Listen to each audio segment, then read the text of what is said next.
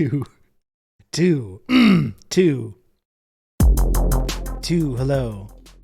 Check. I don't know what this is. Folks. I don't know. I don't know what to tell you. I don't know what's going on. I mean, this is like how I dress normally when I go outside. That's not like a costume or anything like that. My culture is not your costume. This is actually like how I look usually when I leave my house. When I go to pick up my kid from school, this is usually how the outfit that I got on. Some variation of this. The bad boy of Twitch has arrived. That's right. So I do normally dress like this, but on the stream it's maybe a bit much, isn't it?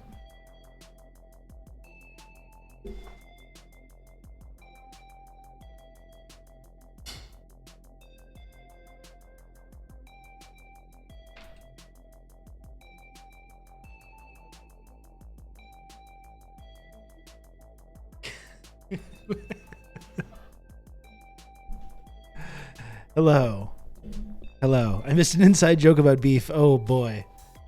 Oh, my poor, sweet, innocent weenus. my sweet summer child, weenus.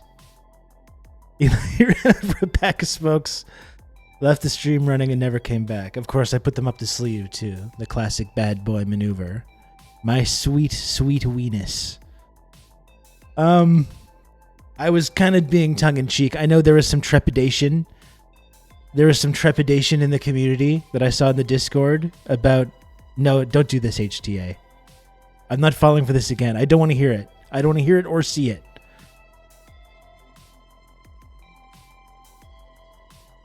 It's enough. It's enough out of you, sir. Anyway, I know there was some consternation about potential beefs. Some of you, the people in the Discord server, were doing the hold me back. That's you. That was your role. I was ready to beef. I was come here locked and loaded, ready to beef with all kinds of folks. And the chat is the one going, no, it's not worth it. It's not worth it. That's what you're doing.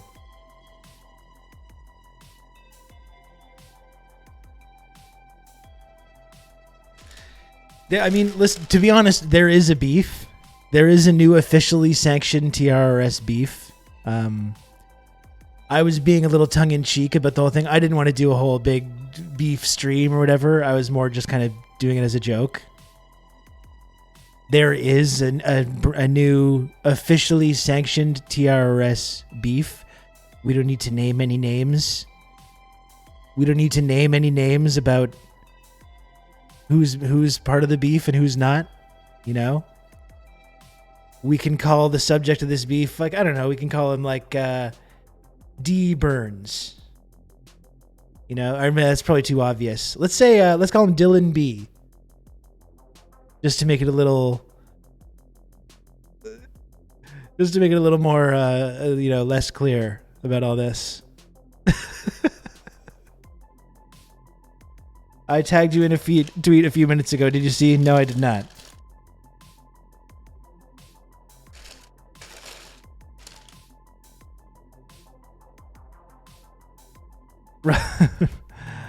Rob said to ask the mods, but then we looked for the mods and we weren't there. And Rob said, fine, you can have beef until the mods get home. Yeah. I don't know who that is, but I'm so mad at them now. Thank you, Eric. You know what? Speaking of beef, rather than H Squatch, what's up? Rather than no, I was saying Boo Earns actually. Rather than dive headlong into and yeah, Halo Dane, and yeah, it is sanctioned. I mean, it's officially sanctioned. Okay, there's a lot of unofficial beefs. There's unofficial beefs. All of the other beefs have been squashed that I've mentioned before. Except for one, and now two. Now we got two officially sanctioned beefs. You can count on me. You're gonna have good old Rob to talk you through all this. 18 months of beefing. Metal Dipshit, thank you so much for the 18 months resub at tier 3. Thank you, Metal Dipshit, for all the support. Really appreciate it. Rather than diving right in headlong into hooting and hollering about beefs and what have you, I'm going to enjoy this delicious sandwich. You can count Oh on my me. goodness You're gonna have gracious. good old Rob to talk you through all this. Anonymous You can count gifter. on me. You're gonna have good old Rob to talk you through all this. The most Christ-like of all sub-gifters, anonymous gifter. You can count on me. I'm You're gonna let have them good all old play. Rob to talk you I'm through going to all let every this. single notification play. Anonymous gifter, you've earned this. You can count on me. You're gonna have good old Rob to talk you through all And this. eat my delicious Dagwood sandwich while these notifications play. You can count on me. You're gonna have good old Rob to talk you through all this.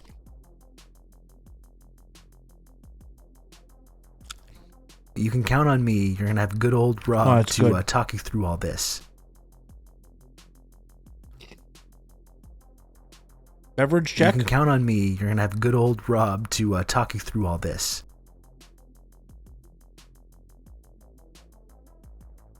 You can count on me. You're gonna have good old Rob to talk you through all this.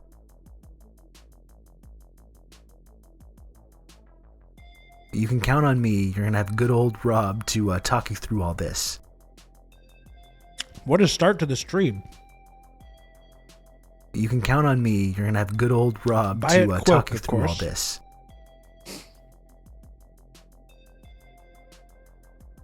You can count on me. You're gonna have good old Rob to talk you through all this. Oh my goodness I'm not gracious. anonymous, but I am gifting you support. You can count on me. You're gonna have good old Rob to talk you through all this. Let's go.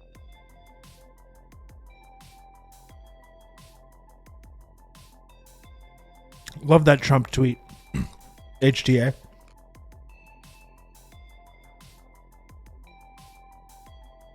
You can count on me. You're going to have good old Rob to talk you through all this. That promise remains true. 3 years. 3 years into TRRS. I'm still here talking you through all this. Thank you once again to Anonymous Gifter. Incredibly kind of you, Anonymous Gifter, for the 10 gifted subs. Unbelievable. Thank you, Anonymous Gifter, whoever you are. Whoever you are, kind Anonymous Gifter. And Alana Nana, thanks you for the 17 months resub at tier 2. Thank you very much, Alana. And thank you as well, Bonbon C3PO, for the 14 months of tier 1. Thank you, Bonbon. What a wonderful start to the stream. My goodness.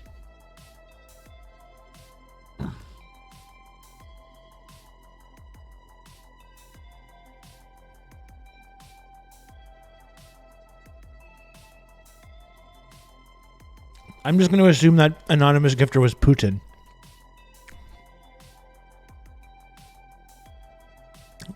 Just giving me my little bonus for a job well done. A job well done spreading disinformatia. You can count on me. You're gonna have good old Rob to talk you through all this. Spreading disinformatia to the masses. Oh my goodness, Cinnamon Challenge. Thank you for the 23 months of tier 3. Sinchow, thank you so much. You're 1 month away from the ultra exclusive and exciting 2-year sub badge, which Netlocked is displaying in the chat right now. I don't think it's a piss badge, but okay. I mean, I thought it was more like a gold, like a, you know, like a trophy, or piss is maybe not what I was going for, but all right.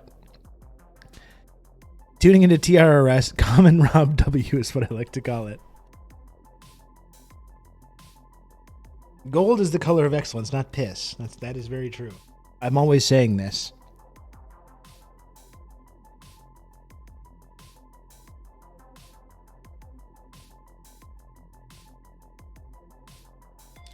Yes, it is.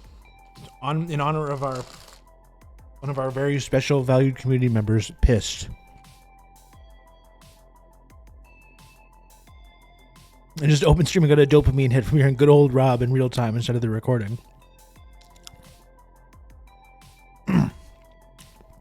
I love that you put up the 3 fingers like you just splashed from beyond the arc. Big Raps dubbed last night. Very, very solid Raptors win. Very, very satisfying. Very satisfying. Loving the start to the season by the Raptors. They look very good. I don't want to get my hopes up too much here. The Sixers are in shambles. Very good start for the Trailblazers as well, Squatch. I've been thinking of you looking at that. A lot of bright spots for the future for the Blazers. Pascal is absolutely an MVP candidate right now. The way he's gotten better at getting his teammates involved and finding his teammates and passing and getting assists. He's really now a triple-double threat on any given night.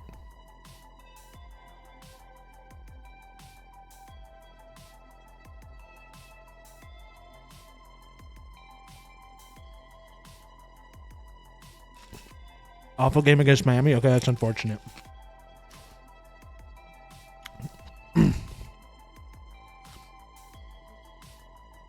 Pascal is absolutely hooping. What do you think, Joseph, about the tentative Pascal Siakam nickname?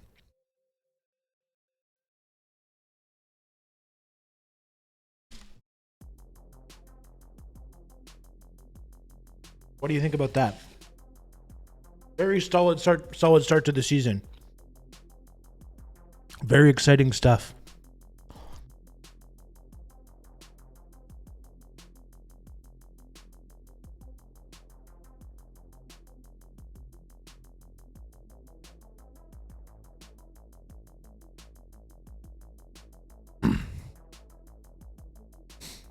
Van Vliet as well, coming into his own. I really liked Van Vliet's game last night, where he really was like, he's really not been looking to force his shot at all, and then waited till the fourth quarter, and then as soon as the Sixers tried to mount any kind of a comeback, he just absolutely snuffed it out ruthlessly. The thing with this beef is they're just idiots who have had their brains destroyed by imperialism, anti-communism, and simultaneously think they're the smartest geniuses around for thinking communists are fascists. It's just bog standard liberal anti-communism or proto-fascism dressed up in humanitarian clothing. Yes, it is, Sam. Yes, it is. So Rob and I are finally going to get into it for the Season 2.5 finale, Beef versus Tofu Beef for TRRS Rising Supremacy. Lyle Langley. Well. If it isn't lying Lyle Langley. Lyle, I'm sorry, you're going to have a long way to go. If you want to be the new Rob, you got a ways to go. Okay? You know? I like you. I respect you. I like your long episode reviews, which we don't see much of anymore, but whatever.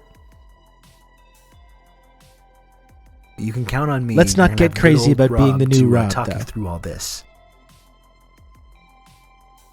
Thank you, Kijiji Genie, for gifting a sub to Lyle Langley.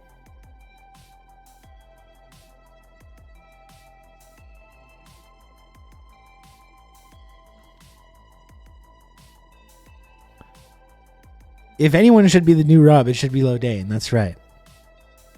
Lyle thinks he can just waltz in here at the last moment. Lyle thinks he can just waltz. He goes, "Oh, I wrote a few paragraphs in Discord. That should give me the credibility I need to come on in there and just." Me. You're gonna have good old Rob to talk you through all this. Usurp my way to the throne. It's like a demotion for Lodane. Oh no. Oh no. Progressive Canuck, thank you for the gifted sub as well. Lyle do be waltzing in. It's true. Why does it feel like there's so much news outside my province involving people I know from the podcast network? I wanted to get into some of that today.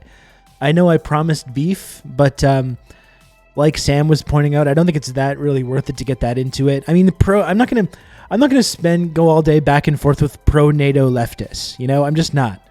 I think I felt pretty comfortable saying my piece yesterday. I think I articulated my position yesterday pretty well. I don't feel the need to go back and relay and watch D Burns or Dylan B's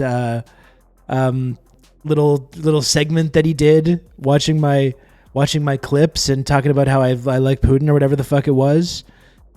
I I don't really feel the need to do that.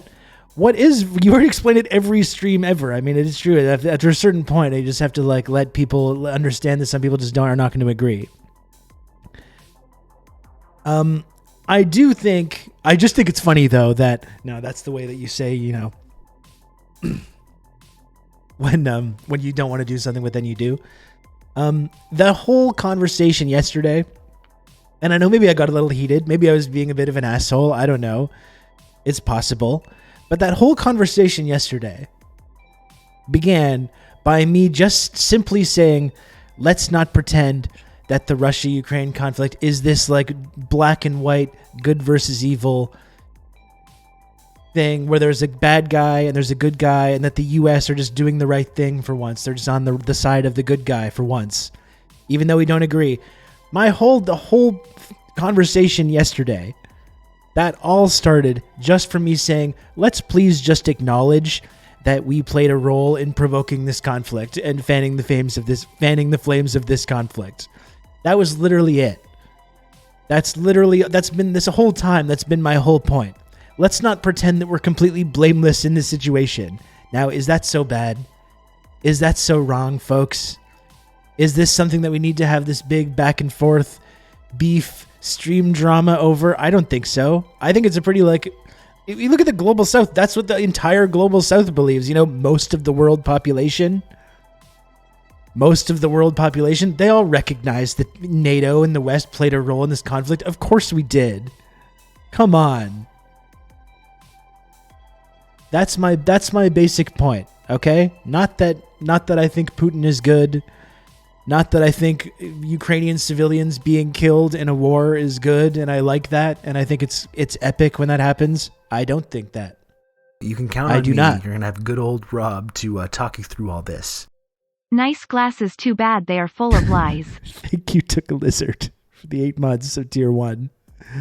Thank you. People are looking through my tweets. I see Rob didn't tweet about Buka. I see Rob doesn't take part in every single little bit of atrocity porn that comes out in this conflict. And I see Rob doesn't feel the need to join the chorus of the entire Western media establishment and the entire intelligence community and national security establishment in saying Putin bad every single fucking day of his life. Well. I see Rob hasn't been doing that. No, I haven't. No, I don't. I don't feel it's necessary to do that. There's enough people doing that. He doesn't acknowledge every single bit of U.S. propaganda. What is this guy? What's going on with this guy? What is it? Jeez. There's a whole... If you want to have that, if someone to have that opinion, you don't need to follow my tweets. Rob to talk you through all this. Okay, Kijiji, what is this? Now I feel like you're stoking the beef intentionally now. But thank you for the gifted sub anyways.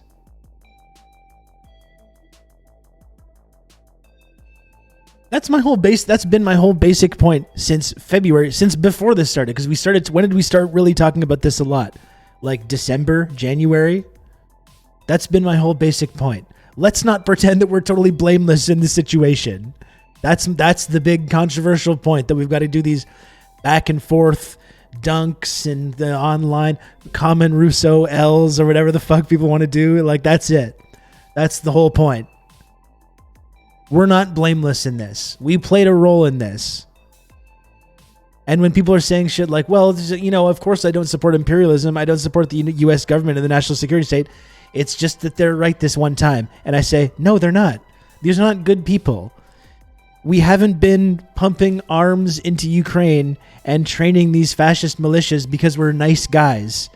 And we're just helping out these poor people that are defending their democracy and their sovereignty. And we just wanted to do them a solid. No, that's not. We don't do things for that reason. Is that really that hard for people to wrap their minds around? Is that really that hard? That the fucking CIA is not pumping arms into Ukraine because they're nice guys that just want to help out? Is that really so hard to understand, folks? Do we really need to have beefs and back and forth beefs about this? I see Rob didn't tweet about the conflict on 12th and Elm Street that happened 2 months ago in Ukraine. Care to explain this? There's enough people talking about this stuff. They don't need me. That's part of what I don't understand about these people. They get so upset at me for not falling in line on this. It's you got everything you want. You agree. The whole Western media establishment agrees with you. The entire Western media establishment, you're just going right along with them. All of the 3-letter agencies, the CIA, they all agree with you. What do you need to yell at me for? Just because I don't want to fall in line. Why did you start the war in Ukraine? I guess I should have thought about that. Before I very cruelly and callously started the war in Ukraine. I should have thought about that ahead of time. Have you considered that we are the good guys? And that's it. I don't accept that. I don't accept any explanation of any geopolitical event that takes place that positions us, the West, Canada, the United States government, as being like the good guys. That's part of how imperialist consensus has developed, bullying and shaming. Yeah, no, exactly, Sam. And it's just like it would have been the same shit in the 1980s as well. Oh, Rob, why don't you support arming the Mujahideen, Rob? Oh, you commie, you support the brutal Soviet invasion of Afghanistan? You disgust me. Why are you not talking about all the atrocities that are being committed by the Soviet army in Afghanistan, Rob? Why don't you support the brave freedom fighters of the Mujahideen like me? That's what these fuckers would be doing. That's what Dylan B would be doing. in the 1980s, it would do the same thing. You know? No, they're right. I'm going to align myself with the guys drawing snarky Reddit memes on missiles to blow up Russian 18-year-olds. So what's funny about what's happening right now, though, is that I said that there was going to be a big beef stream. The stream started, and I was like, no, I'm just joking about all that. And now I'm doing it anyways. But I guess life is weird like that, isn't it? How can you not support those brave Banderites? Yeah, sure. Why not? I don't know. That's been my whole stance all along, folks. You know this. Just that, like, this is not a black and white thing. We contributed to this. We played a role in provoking this. That's all. That's the scary, tanky, pro-Putin disinformatia that I've been spreading. We played a role in provoking this. And these people just can't accept. It's just too much for them. It's just too much. It's too upsetting. It's too upsetting for them that I would ever dare to say this.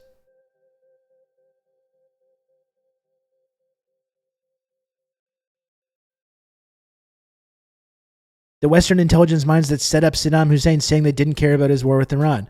Flash forward a few years and there's Desert Storm. Then go forward 20 years and Iraq fails completely and Saddam is dead. Iraq fails completely, leading to the creation of ISIS, who then the United States military establishment has to pump more resources into fighting and defeating them. And we also hate Russia and Iran while they're fighting ISIS, who only exist because of the destabilization that we fucking created.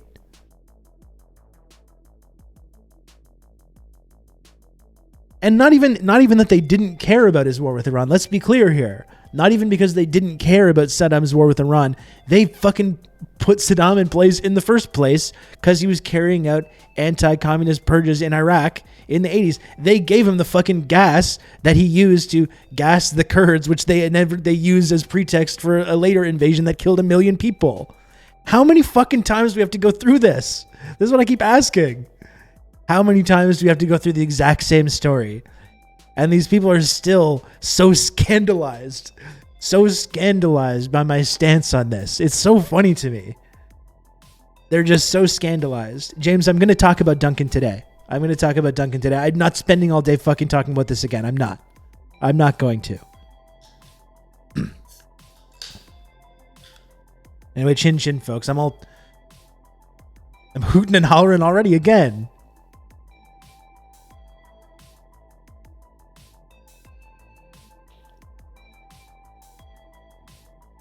Jesus.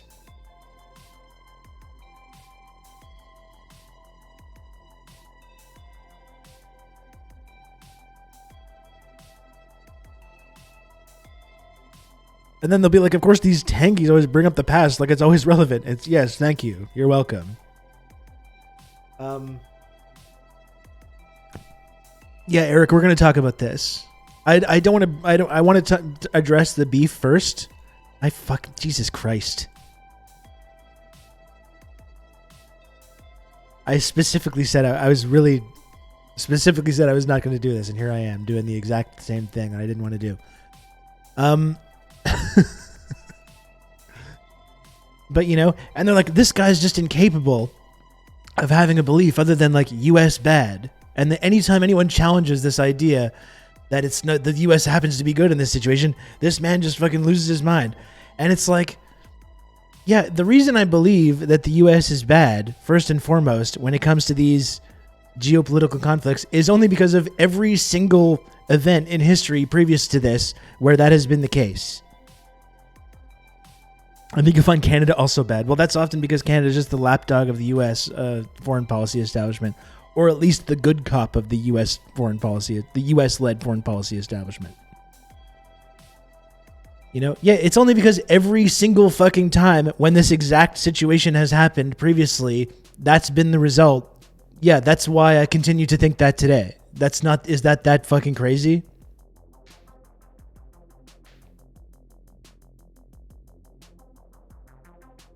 Is it that crazy that I'm influenced by the history of these exact situations happening in fucking dozens of other cases of the West or the U.S. arming and funding these proxies because they say because they're noble freedom fighters, and never that actually being the real story of what's going on? Do you think maybe that has something to do with it? I don't know. Maybe that has something to do with it. These people just can't wrap their minds around this, though. There's never been blowback to U.S. military actions. No, it's a Rob L when I point this out.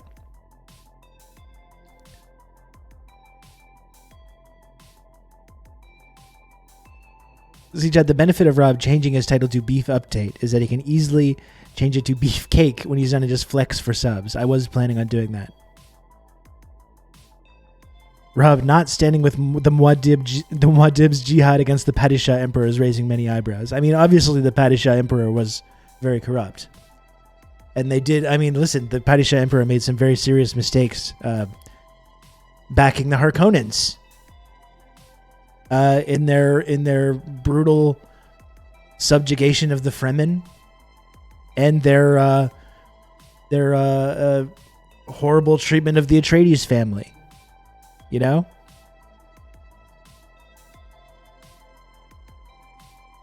Maybe Muad'Dib could have just stopped at that. They could have just gotten rid of the Emperor and saved the Fremen, and maybe he could have just said, okay, I'm done now.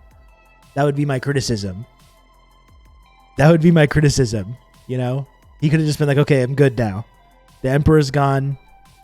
The Harkonnens are defeated. I beat Feyd-Rautha in a knife fight. Feyd's gone. Maybe now I can just retire. I can just retire to the desert. This is the problem. He didn't know where to stop.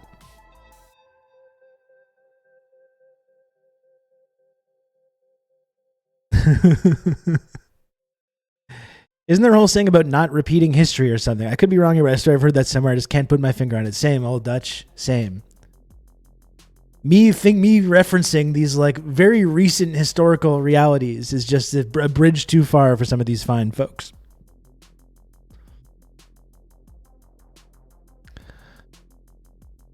Retire when you can become a living god.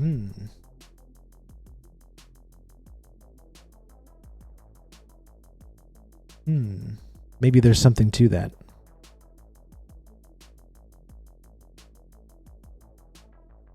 So I don't know, friends. I don't know. Have you considered that Fremen also bad? They did a lot of bad stuff, okay?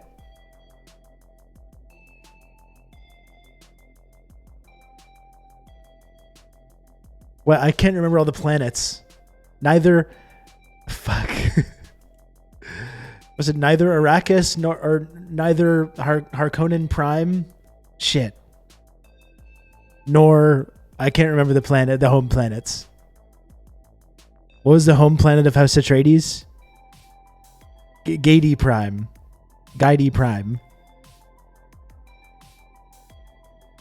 Something like... You get the idea.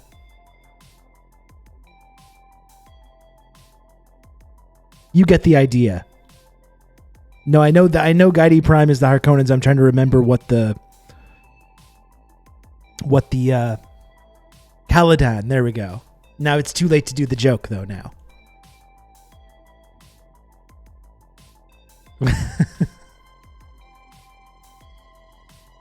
It's too late to do the joke.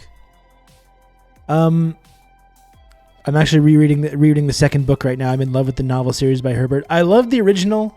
I enjoyed Dune Messiah, and I think with every subsequent book, I became less interested in it.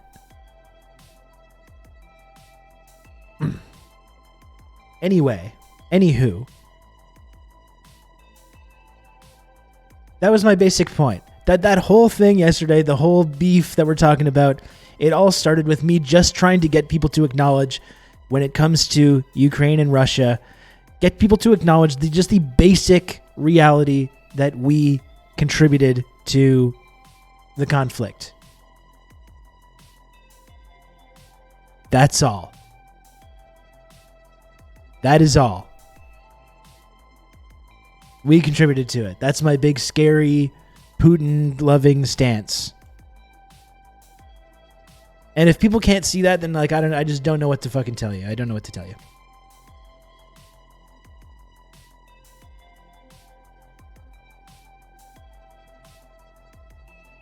Do not know what to tell you.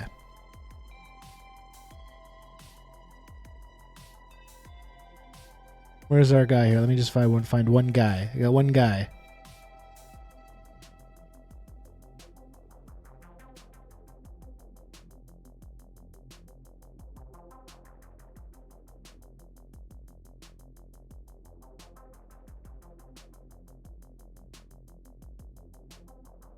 Like here's an example, right? Here's an example of, one of the count tweets. On me. You're gonna have good old Rob to talk you through all this.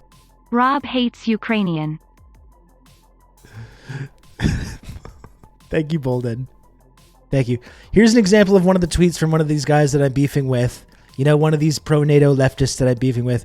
They say, how we can convince Vladimir Putin to withdraw from Ukraine? Give the Ukrainians the weapons they need to win. Right? Here's one of the tweets from these people I'm beefing with.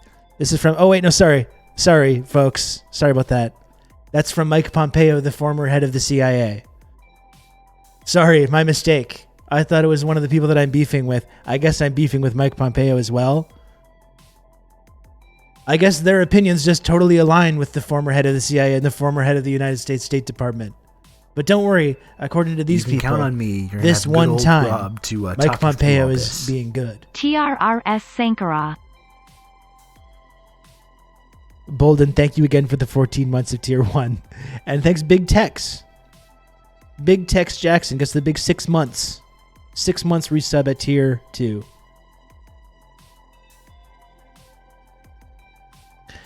Anyway, I prefer to have geopolitical opinions that don't 100% align with the former head of the CIA, but that's just me. I know now it's on the left, it's controversial to not have opinions that don't 100% align with the former head of the CIA and don't 100% align with like NATO or what have you. But I guess I'm just so crazy. I'm just so outrageous with some of my stances on this. It's so outrageous. You can count on me. You're going to have good old Rob to talk you through all this. Dimitri, thank you for the gifted sub. Very kind of you, Dimitri. How's your mouth doing? That sounds a little weird when I ask like that because of the surgery that you had.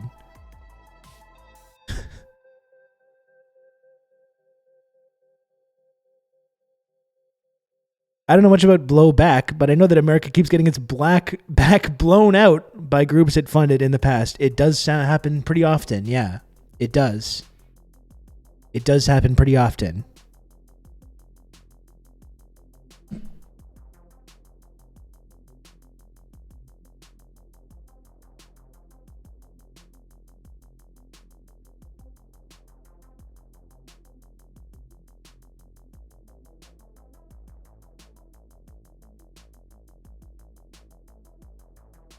I was like, I'm gonna eat the sandwich without the paper, and I have confidence in myself that it's not gonna like make a big mess on my lap. Instantly made a huge mess right on my lap. What sandwich is that? This is a Dagwood sandwich. So it's from the restaurant Dagwood's, and it's the titular Dagwood's sandwich. Very good stuff.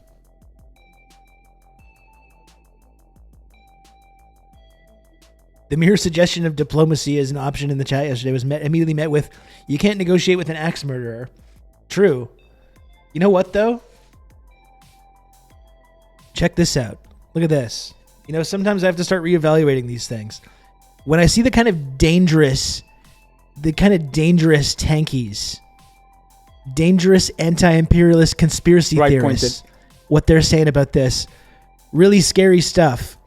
Dangerous gray zone tankies like the fucking Pod Save America guys. The Pod Save America guys are to the left of some of these people on this foreign policy issue.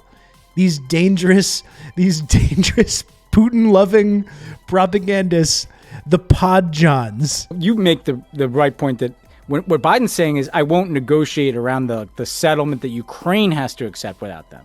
That doesn't mean we don't have things to talk to the Russians about. It just means Biden's not going to sit there and say, well, maybe you can keep this part of Ukraine and not that part of Ukraine. That's not going to happen.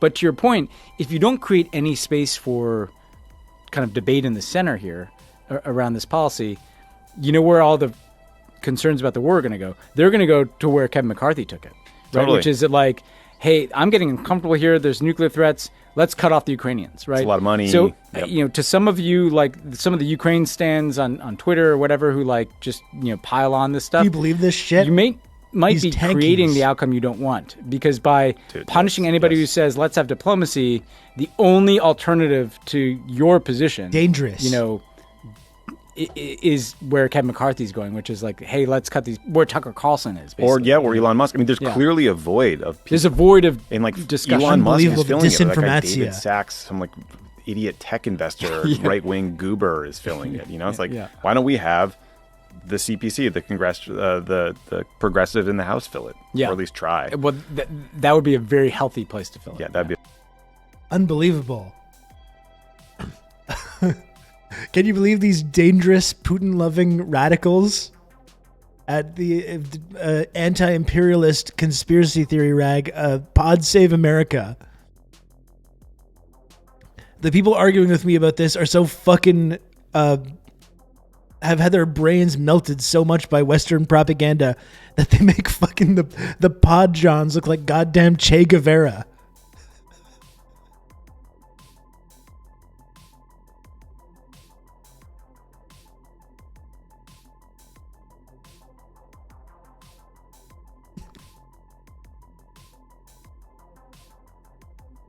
What a sad state of affairs. What a sad state of affairs, folks.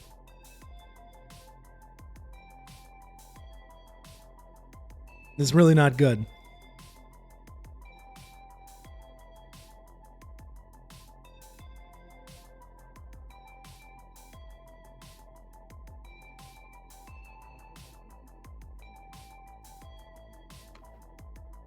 You know it is good, though, this sandwich.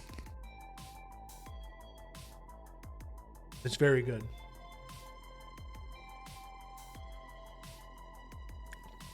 Just give me a moment. Just talk amongst yourselves here.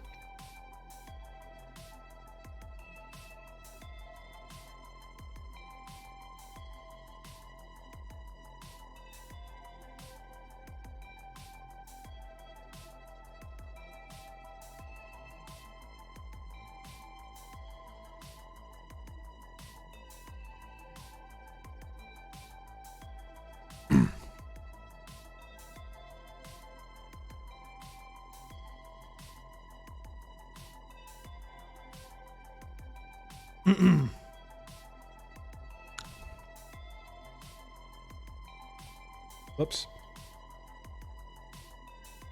Here's our boy Jeffrey Sachs, who's more like Jeffrey Fax with some of the things that he's been saying lately. And I don't even know who's really responsible for this, but it's a very narrow group and it has almost nothing to do with the American people, and no one's been asked about it, and no one's been informed about it, and no one's been told about it. And yet here we are near the brink of nuclear war. And we are near the brink of nuclear war. That's true. So, to my mind, we are in a wildly wrong-headed approach. Oh, how did we get here? We got here because the United States just can't keep its goddamn nose out of anyone's backyard. And we kept pushing NATO enlargement. And I was there 32 years ago as advisor to Gorbachev and then advisor to Yeltsin and advisor to Kuchma, first president of independent Ukraine. And I was an advisor to Yatsenyuk just after the 2014 event. So I've watched this pretty close up for 32 years. And I think the U.S. is the provocation. This does not play well in the U.S.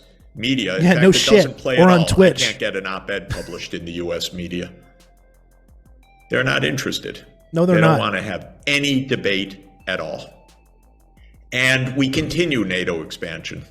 And in 2008, Bush said, now we'll go to Ukraine and to Georgia.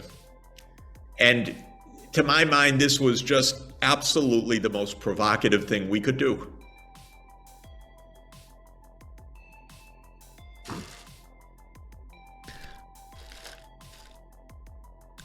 When you're on the brink of nuclear war, the best thing to do is to stoke the flames of conflict and to arm Nazis. Then you want to open up another front in the conflict, though, with China and Taiwan as well. Excuse me. Yeah, watch. He helped institute shock doctrine in Russia. And this is what I mean. You've got people like this making sense. And the cool, hip, online people of the Western left are just all in, frothing at the mouth, saying we need to arm the noble freedom fighters of Ukraine.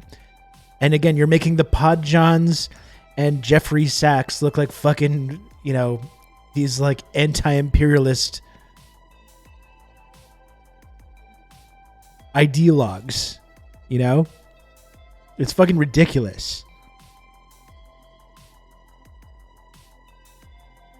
And yeah, no, they don't want to hear this. No one does want to hear about this basic idea of how we provoked this. No, they don't want to hear about it, especially dumb fucks like Dylan Burns. Why don't you? I hope you watch this stream again. I hope Dylan Burns watched this stream every single day.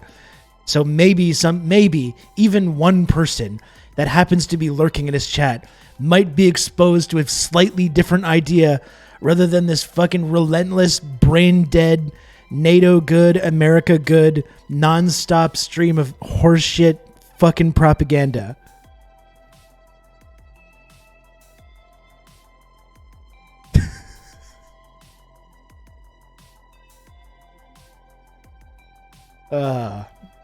Think of this fucker thinks he's Hunter Thompson. Yeah, I'm sure Hunter S. Thompson would really be all in on supporting NATO and the CIA right now. You dumb fuck. Okay. One sec.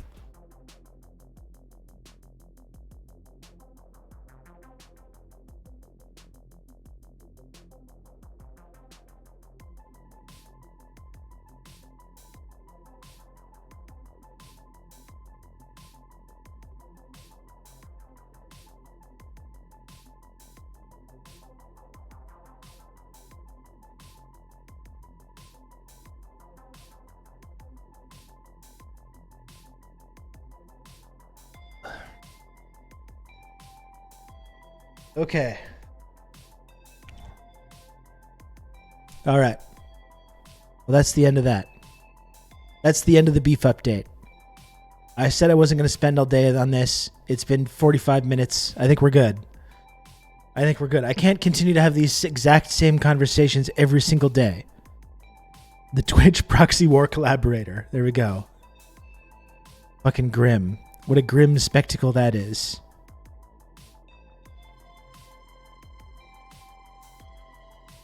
What a grim spectacle.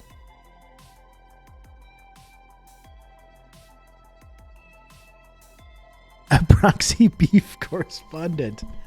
Oh my. God, I really don't have enough space here.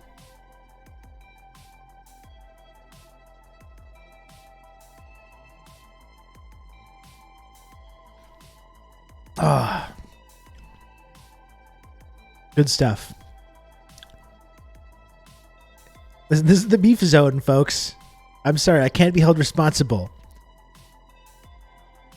I can't be held responsible for anything that happens during the beef zone, during beef hours. I even told myself that I wasn't going to do this, and I got sucked into it. I got sucked into the beef. I fell asleep last night kind of early. How was Soma? It was fun. I liked it, actually. It was cool. I, of course, wasn't nervous or anxious. I wasn't spooked out by anything. I wish I could say the same for the chat. The chat was very upset in many cases. Very spooked or spooked. I enjoyed it though. It was cool. I'll try to find some time to do more.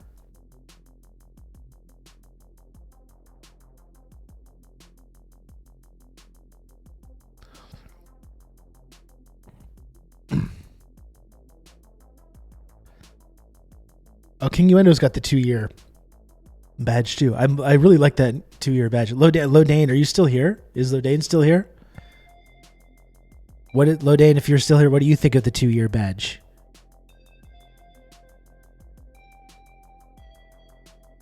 I'm looking forward to seeing more. I got sucked by beef. It happens. I did work myself into a shoot today. I did. I like the pea color badge. I hope to get it in a few months. Again, it's not pea colored. That's not I wouldn't describe it that way.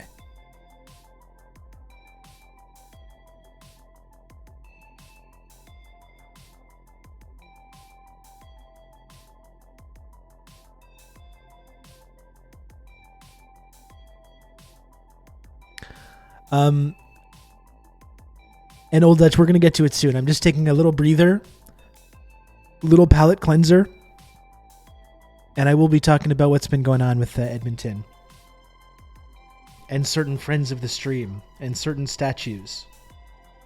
That's what I got next. Why did you decide to make it pea colored? Okay.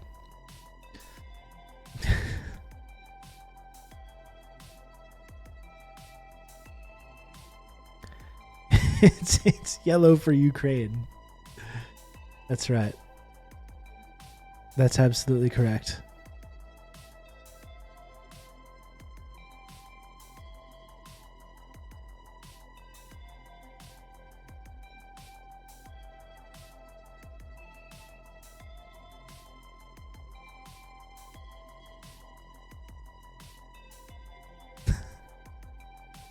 What else do we got here, folks? I don't know. I didn't mention this yesterday. I did pick up a solo Battle Royale victory in Fortnite last night as well. It was a big gaming night for me. Yeah, I did see the thing about Winnipeg electing a road-loving, cop-loving, anti-homeless mayor yesterday, as well as Vancouver, as well as Ottawa. It seems to be a trend, doesn't it? It seems to be a trend. Oh, and you know what movie I watched a few nights ago was... I watched the new Paranormal Activity film, Next of Kin. Did anyone see that?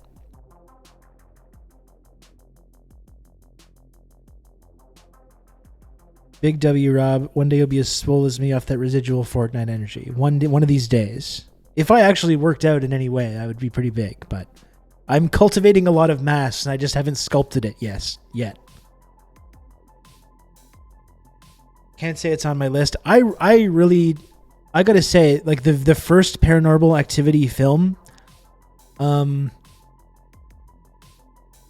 saw it at a hotel in Calgary, I guess when it first came out, and I saw like a burned copy that I think was the original version of the film before they made a different ending that was more of a movie theater, more of a weird like horror movie ending. I saw it with the original ending. And like I don't know, people have various opinions on this. Some people thought it was ridiculous, Paranormal Activity. I didn't find it scary. I have never been more terrified of a film. than when I saw that. I was like, I know, because I'm quite old. This was like, 11, 12 years ago, and I was still like an adult man at that time. And I slept with like all the lights on. I was genuinely extremely terrified. Like, not ironically, not like, oh, that was a scary film. Like, I was actually fucking chilled to the bone from that film. So I do like the franchise. I don't love all the rest of the movies. The second one was okay. The third one was okay. I didn't see Ghost Dimension or whatever. I didn't watch that one. But I did watch this new one. And this new one seemed more like a different movie that they just slapped the Paranormal Activity name on and gave it a little bit of that found footage. It is a little off book. Yeah, it's not bad. I didn't hate it. But nowhere near as effective as the first one. I've just the couple like being in a house. I was genuinely kind of traumatized from that film, which is funny because not a lot of people had the same impact of it. Not a lot of people had the same effect. There's something about the way, because very similar to Blair Witch Project, where, when it's in the day, it's okay. And then you get conditioned to know that something terrible is going to happen at night. And every single night it's going to get a little bit worse. And every single night the temperature is going to be turned up a little bit. And it creates this kind of like Pavlovian response, where as soon as it cuts to one of the nighttime scenes, by the time the movie's almost over, you're just like, and you're all like, it completely fucks you up. Very, very effective, the way that works in that film.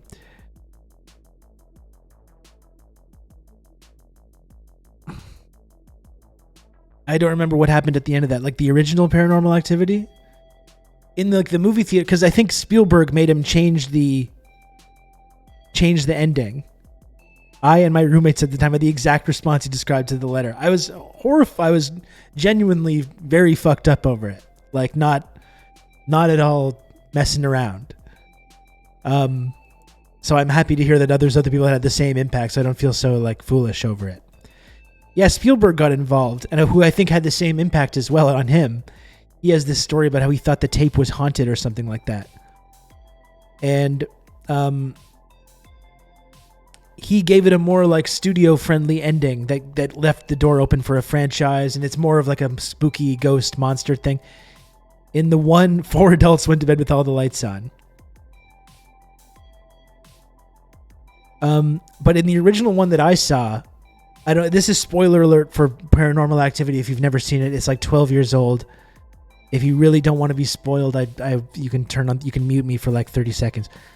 But in the original film, the original ending that I saw, in the ending, she goes down and she stabs her boyfriend. Finally, she like stabs him after she's been like possessed or whatever.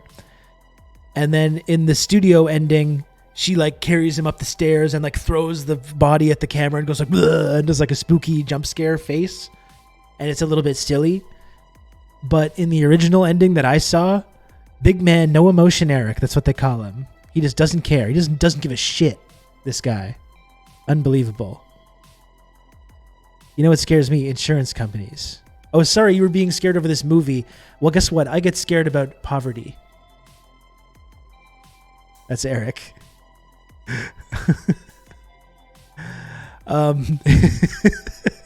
In the original ending that I saw, though, she just like there's none of the scary, spooky stuff at the end. It's like you hear the stabbing happen downstairs, like off camera, and then the girl like comes up and she's all covered in blood and she's holding a knife and she's all like confused, and she just sits by the bed and like starts rocking like this back and forth, and then it does that creepy like time skip thing where it fast forwards through like hours and hours and hours, and she's just there for like 12 straight hours, rocking back and forth like holding this knife. And then eventually it gets to be the nighttime and the cops get called and you hear the cops going into the cops into the building, and then they go into the bedroom and she stands up and she's all disoriented and she's got a knife and they shoot her and she's just dead, and that's the end of the movie. And it just seems like it could have been just like a domestic violence thing, and it just ends like that. And I was just fucking incredibly traumatized over this.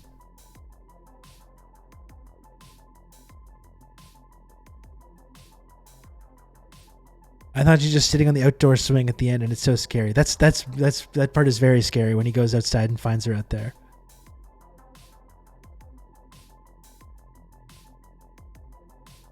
Anyway, so I watched the new one. It was fine. It's like, it's nowhere near the same level of scary.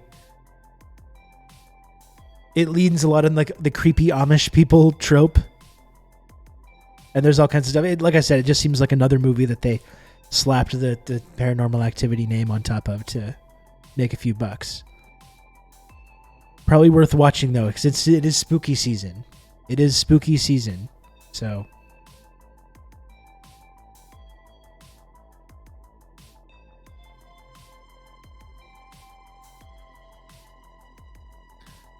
Midsummer is the only horror that really fucked me up for days. I was very fucked up by Hereditary.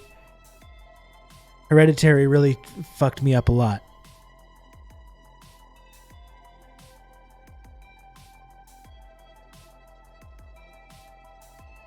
I want Bruce Campbell to be in one of those movies fighting with possessed furniture and goofing around. It does really help take the edge off, doesn't it?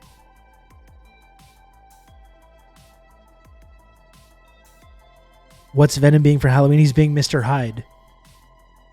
I've talked about this before, but he's absolutely obsessed with Dr. Jekyll and Mr. Hyde. It's like the only thing he ever wants to talk about, so he's being Mr. Hyde. Hereditary was very scary to see in theaters. Yeah, it's fucking terrifying. Yeah. Amazing performance by Toni Collette as well. I've never seen but kind of wanna. Why? I don't know. It's just very effective. It's very, very effective in building this sense of dread throughout the whole film, and then culminating in like the last 20 minutes of absolute fucking insanity, like Squatch is saying. There are like 3 movies I'm trying to see this weekend, and I haven't seen Nope yet, and Halloween is almost over. I haven't seen Nope either. Should we do... I gotta say, I feel a little bit guilty, folks. We've been through this whole spooky season. We've not done one TRRS movie night. Should we do a movie night this weekend and watch Alien? Should we watch Alien as a community this weekend? Should we do that? If there's interest, I will commit to it if there's interest in it.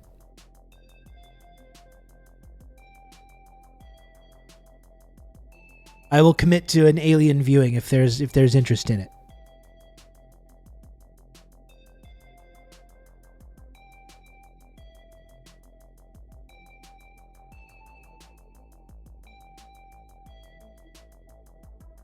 Or an Ernest Scared Stupid rewatch. It's been hard for me to even watch spoopy movies because I've been watching nothing but The Wire. I've been watching a lot of other stuff. Yeah, I've been watching Andor, Dragon bullshit, of course, The Dragon Show. Need the Discord link? You're more than welcome to have the Discord link, as is any lurkers. Nice lurkers, okay? Nice. We don't want any of these bullshit beefers and snitchers or whoever going in the Discord server, okay? If you're entering the Discord server with any kind of bad intentions, you're going to be screenshotting or looking at doing whatever. We don't want you. So I don't mean to scare you, Farflight. I'm not saying that that's what you're doing. I'm simply saying if there's anyone else watching that's going to be getting into the Discord server and causing shenanigans, get out. Maybe a little bit of a freak is okay, but no snitches or creeps. I think that's pretty reasonable. The job's taken. That's right. That's absolutely right. Otherwise, though, if you want to join the Discord server and be part of the wonderful community on Discord, I encourage you to do so. We would love to have you.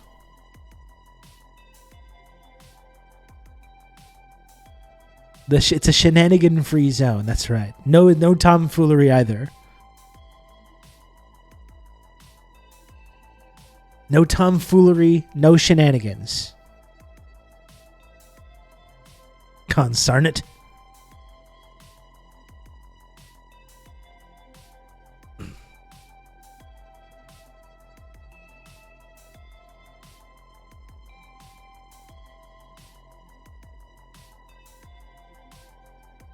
I would never lurk maliciously, but I'm very shy, so I don't post very much. Well, you should post, Eric. We love to hear from you. We love to hear from you, Eric.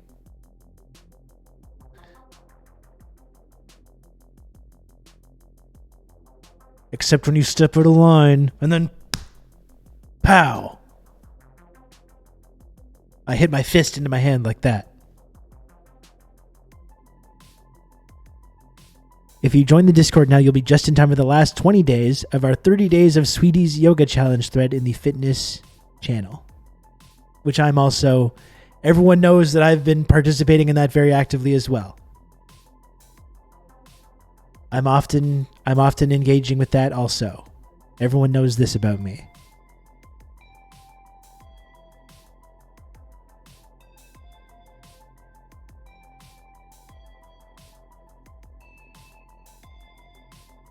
He doesn't post in that thread because he's too busy doing yoga. That's exactly right. I've been doing yoga of the mind. Correct.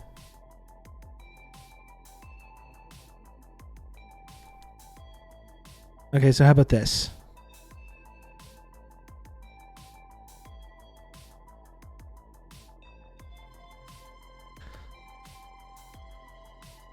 That tweet is important to look at.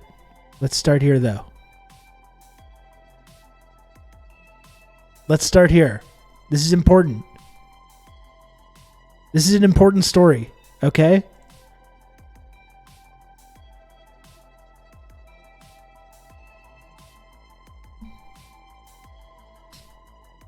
We're talking about a friend of the stream here.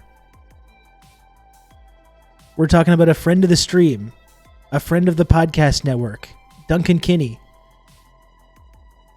I want to say this up front too.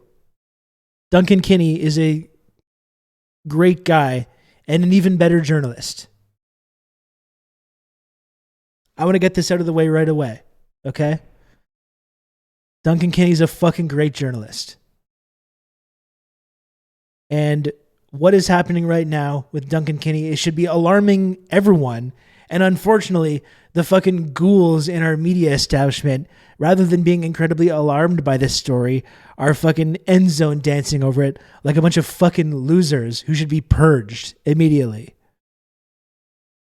These fucking people who would be the first people to bend over backwards to defend some Rebel News ghoul if they have their precious journalistic integrity questioned, are end zone dancing over Duncan Kinney being persecuted by police, by the police, being charged with a crime. They can't even call him a journalist. Of course, because when you engage in left-wing advocacy of any kind, you're no longer a journalist, right? If you literally use your journalistic platform to be like, I think immigrants should be like put into a giant mulching machine, they say, well, you know what? I don't agree with his opinion, but I'm so fucking principled that I'll just defend to death his right to say these things as a journalist. Isn't that kind of weird? Isn't it kind of weird how these liberal journalists act like this? You can be one of these right-wing guys just being like, I'm actually a fascist, and I think fascism is good, and immigrants and trans people should be just thrown into camps. And these people will get on their fucking Voltaire-ass high horse and lecture everyone about journalistic standards. And then Duncan Kinney, because Duncan Kinney is being accused of a crime that he allegedly committed, which I have no knowledge of anything about this. Nothing has been proven as far as I understand. I mean, there's been no trial, so he's fucking innocent until proven guilty. And these motherfuckers can't even call him a journalist.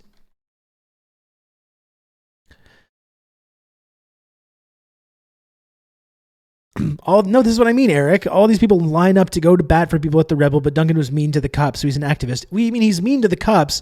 Oh, the same cops that are now charging him with the crime? I wonder if these things are connected in any way. Well, I guess not. I guess we better just make fun of it. Anyway, this was a big story a couple years ago now when this happened. Early in 2021, when the Nazi monument outside of Edmonton was defaced, when someone, and I don't know who it was, when someone which was a Ukrainian thing, right? That's part of our long history of bringing in these Ukrainian fascists, right? Because Canada's been deeply implicated and involved in rehabilitating these fucking war crime committing Ukrainian SS divisions who helped carry out the Holocaust. Canada has been deeply implicated in like whitewashing that history and suggesting that they were just heroic nationalists fighting the evil Soviet Union that was so fucking horrible that they've massively raised living standards for everyone in Ukraine and defeated the fucking Nazi menace, along with millions of extremely brave Ukrainians that joined them in doing so. You know, Canada's been deeply involved in this, which is exactly why I talk about it often. Wasn't Chrystia Freeland's father associated with the Ukrainian Nazis? Her grandfather, this guy, Michael Chomiak, who took over a formerly Jewish-owned newspaper in Nazi-occupied Poland. Which is something that, if you're interested in hearing more about that, I had a great conversation with Duncan Kinney about it, where we talked about all of this stuff. We talked about Chrystia Freeland. We talked about Canada's role in whitewashing these Ukrainian fascists. You can look at the link right here. Again, Duncan Kinney, always a pleasure to talk to. He's been on this show before. He's a great guy. He's a really great journalist as well. So when this statue was defaced, a couple of years ago now, it very understandably launched a little bit of a conversation in this country where all of a sudden people that were not aware of this history, including me, by the way, like I was a little bit aware of it, but nowhere near the extent that I became aware once I started digging into it. And people around the country started saying, why do we have Nazi monuments in this country? I thought we were fought against the Nazis. I thought we didn't like the Nazis. Why do we have literal Nazi monuments in this country? Whoever it was that did deface this monument was extremely correct to do so. This is a heroic act, because not only did this person correctly identify this as a Nazi monument and from the 14th Waffen SS division, which it was, and then spray painted on Roman Shikoyevich, infamous Ukrainian Nazi collaborator, spray painted actual Nazi. These are all just facts. These are facts. This is just a factual statement. It was a Nazi monument, and Shikoyevich was a literal Nazi. And the cops did investigate it as a hate crime. Yes, they did.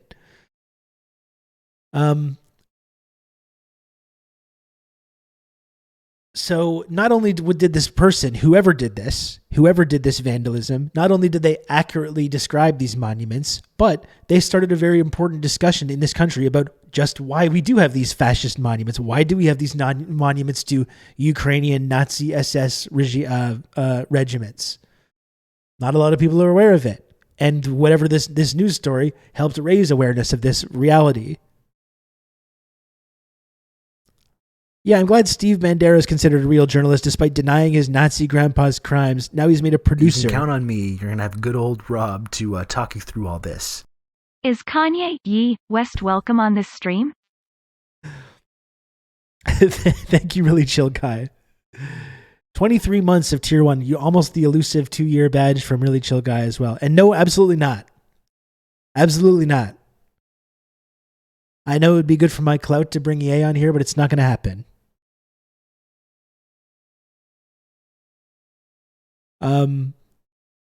But yeah, getting to James's comment, I'm glad Steve Bandera is considered a real journalist despite denying his Nazi grandpa's crimes, and now he's made a producer for Ukrainian news stories nowadays, despite that fact, for CTV. But of course, Duncan Kinney can't possibly be a journalist because he writes critical stories about the Edmonton Police Department, who is now charging him with a crime. Because this piece we're looking at here is from Duncan's story that he wrote about this. And now what is happening is that, yeah, Edmonton media personality police critic. Alex, give me a fucking break. From the Toronto Star. Give me a fucking break. Media personality and police critic. He's a goddamn journalist.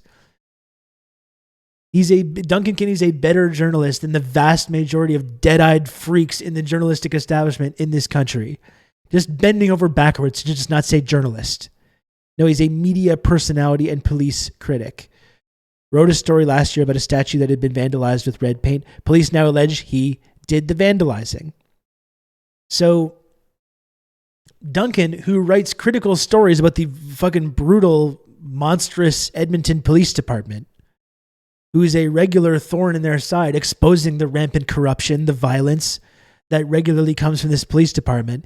He is now, because he's written a story about this and talked about this Nazi monuments on podcasts like his own, and like my own podcast. I've talked to him about this myself in the link that I shared with you earlier.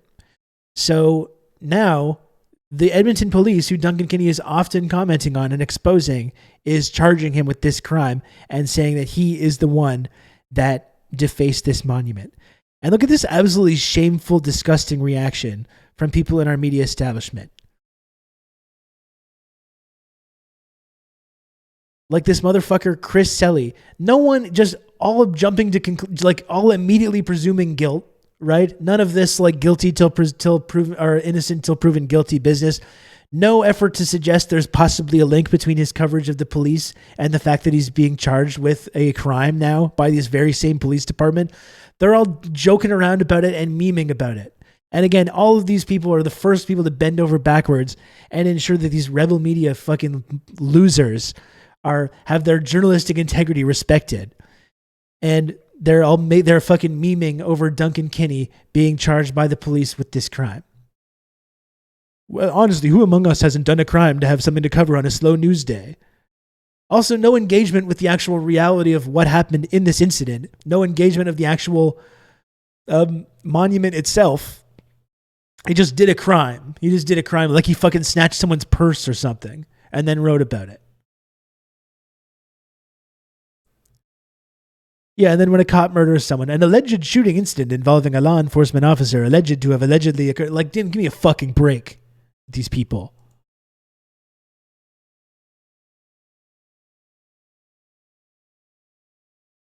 Yeah, and then they look at his piece about it from the Progress Report and says, good Lord, that's less of an article and more of a manifesto.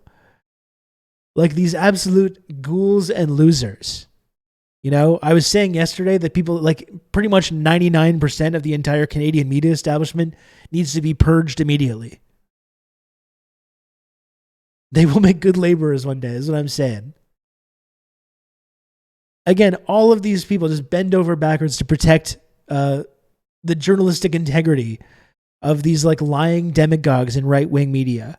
When they throw immigrants under the bus or gay or trans people, then it's like, well, they do the Voltaire thing. Well, I don't agree with what they say, but I'll defend their right to say it. And then this is their reaction when Duncan Kinney gets charged with this crime. For allegedly, because I don't know who did this vandalism. I don't presume to know who did this vandalism. For allegedly vandalizing a monument of an actual Nazi who helped carry out the Holocaust.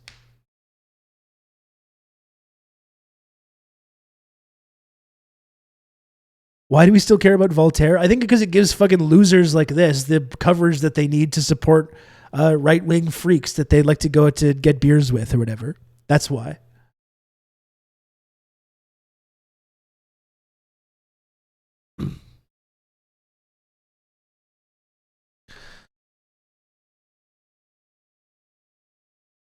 Let's see if Jeremy has any more tweets about this.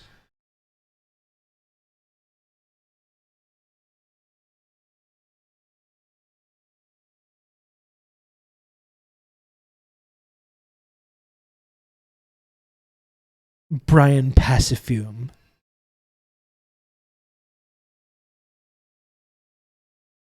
Pathetic people.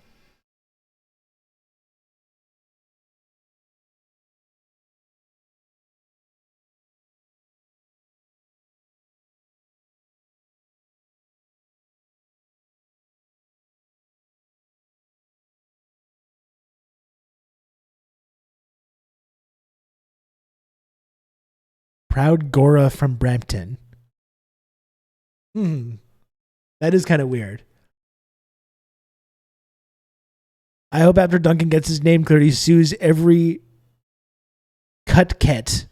Is that like a weird insult, Eric, or is that a typo? that ran a story on this. Yeah, I do hope that he's collecting some of these tweets for possible libel outlet. Okay, so I'm not sure what CutKet is, Eric. What is that? Is that is that just some fancy new thing?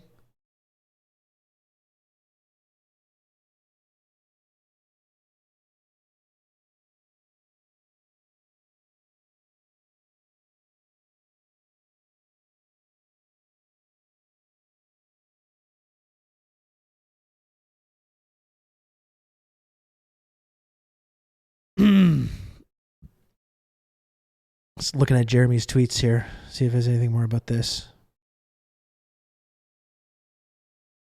But like, I don't think we should be ignoring the link between the work that Duncan does in shining a spotlight on the brutal Edmonton Police Department and the fact that he's being charged by these same people with this crime.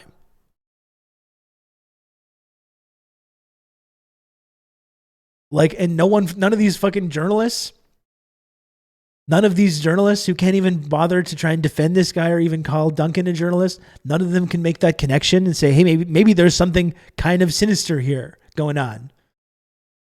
He's literally doing a series on police whistleblowers, and he's being charged by the same police department with a crime now. Oh, man, that's totally okay, according to these people.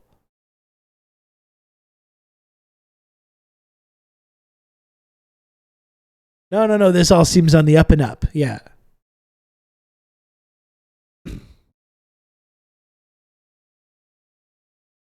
Sorry, I got construction going on downstairs again. I got to get another beverage. I'm getting too mad about this. Yeah, no conflict of interest here. No, not at all.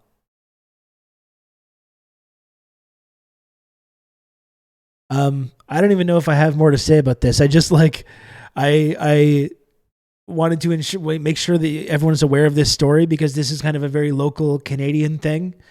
I know I've talked a lot about these Nazi monuments and the fact that these monuments getting defaced, which was a heroic act. Whoever did this, I have no idea who it was. Whoever did is a fucking hero, and I would be happy to buy them a beer if I ever did find out who it was. Whoever did deface these monuments, they were absolutely correct to do so. And I would encourage anyone, not that I would actually, no, I wouldn't encourage anyone on watching this stream to commit any kinds of crimes, but if anyone did deface any other Nazi monuments up to and including the fucking eyesore victims of communism monument that we're building in Ottawa, if anyone did deface those things, not that I would ever support that, but if they did, I would not shed any tears about it.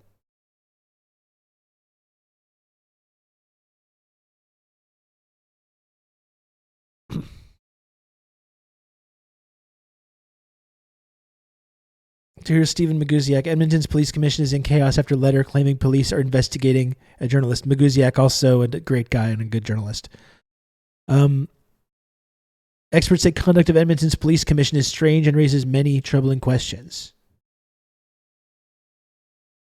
The Edmonton Police Service and Edmonton's Civilian Police Oversight Board are invoking their right to remain silent following an incendiary letter from a local police commissioner claiming without evidence that a local journalist is under active police investigation. Earlier this week, Ashvin Singh, a corporate tax lawyer, provincial Alberta Party activist, and Edmonton police commissioner, penned a letter that was later leaked to the media, claiming local journalist Duncan Kenny is under investigation by police. And so let's be clear too, because I don't think I've even been accurate about this. So Duncan has not been charged with any crime, right? I think I might have falsely suggested that he's been charged with this crime, which is not true. No, he was. Now he was. Okay. Now I'm spreading all kinds of misinformation now. He was charged. Okay. Perhaps I should just read the fucking story before commenting on it. How about that? But this letter that was later leaked to the media, very suspicious. This story was from 5 months ago. Okay, I see. I didn't know about this at all. Eric, in fact, I blame you for not telling me about this sooner. I just learned about this like 2 days ago. The fact that Duncan was implicated whatsoever in this story. I had no fucking idea. And I wish I had now. I would have been talking about this a while ago.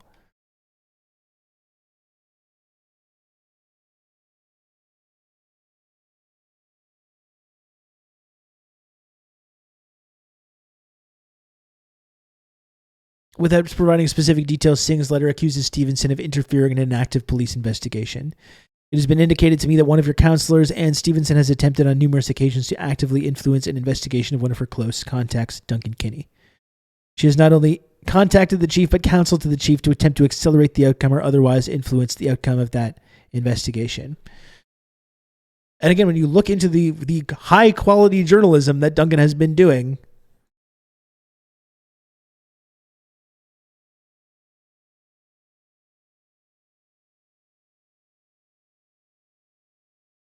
like this is the last thing he was reporting on.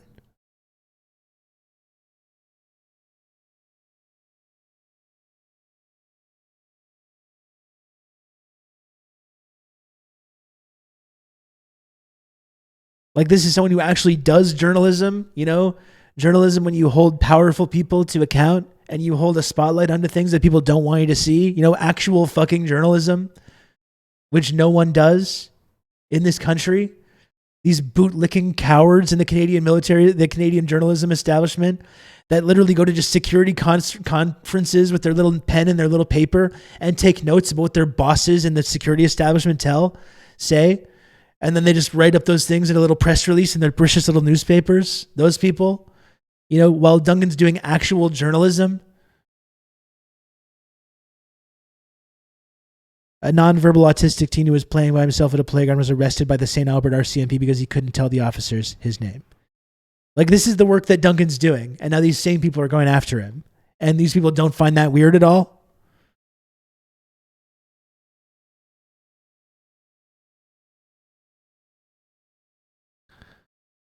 This is what I mean. Journalism to these losers is just copying and pasting police reports. This is what journalism is in this country.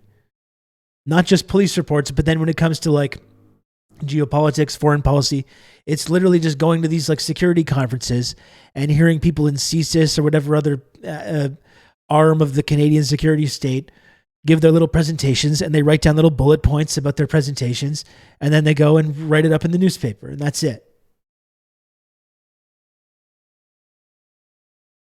It's stenography. That's right. That's exactly right. Hang on just one sec.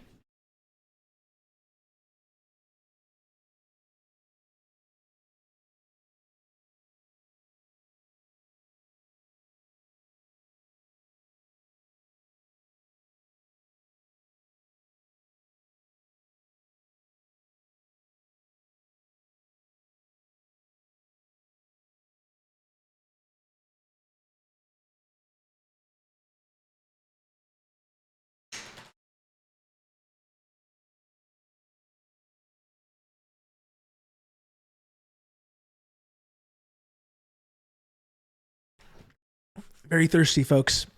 Very thirsty.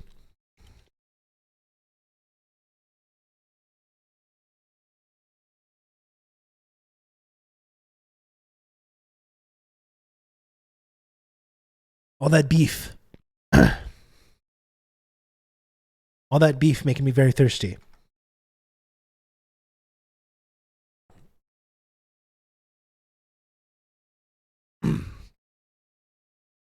So here's back in March. Yeah. The progress reports, the Edmonton police are trying to silence us and it won't work. The progress reports coverage of policing issues in Edmonton must be a problem with Chief Dale McAfee and the Edmonton Police Service because over the last month, they've attempted to silence us by cutting off our media access and credentials.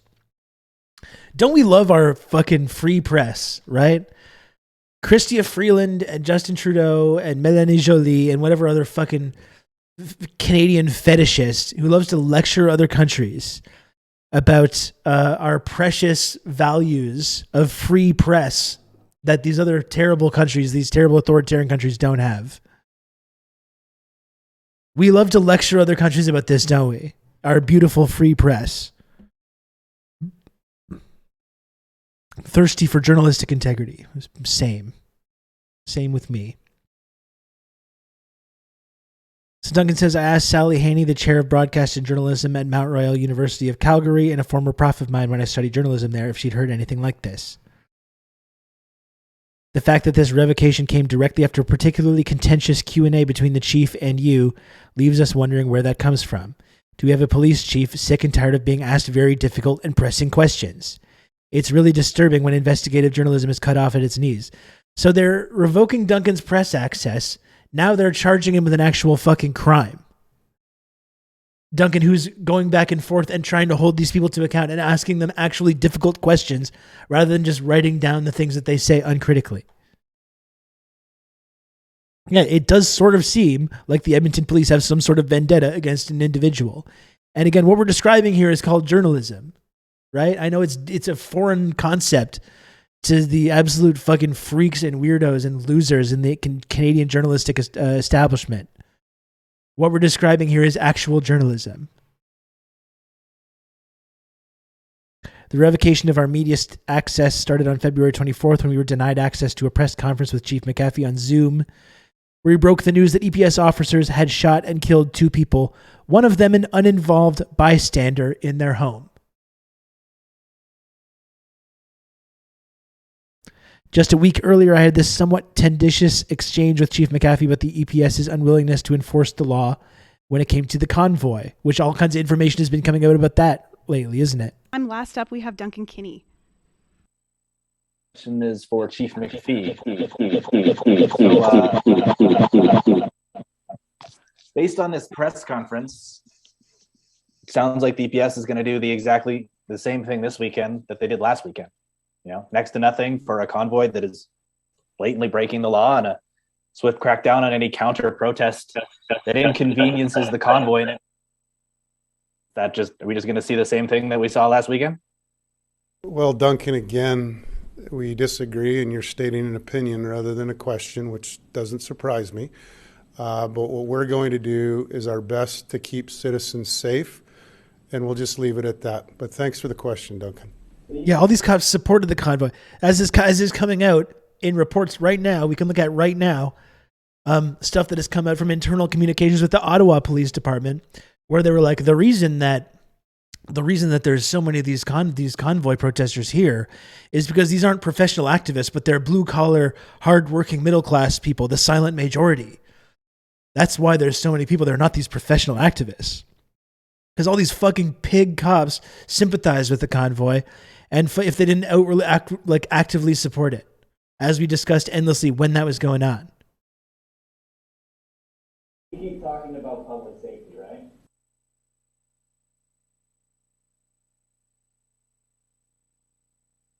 With the public, there's been 3 weekends of this. It's all been incredibly peaceful. So why won't you enforce the law? Are you talking about the bylaw where we laid 70 tickets, Duncan? But if that's what you are... Yes, 9-hole honking charges, 9-hole noise charges, that's what I'm referring to. Yeah, no, I mean, I think what you're looking for is for us to put people in jail for honking their horns and, Looking for you to enforce the law. Thanks, Duncan. Thanks, Duncan. Again, we know your opinions. We've heard them many times over. Just keep them coming. Thank you. All right, we are out of time. Keep them coming until we revoke your press access and then literally charge you with a crime shortly afterwards. No one finds that weird? No one finds that a little bit weird that they're going after Duncan for this?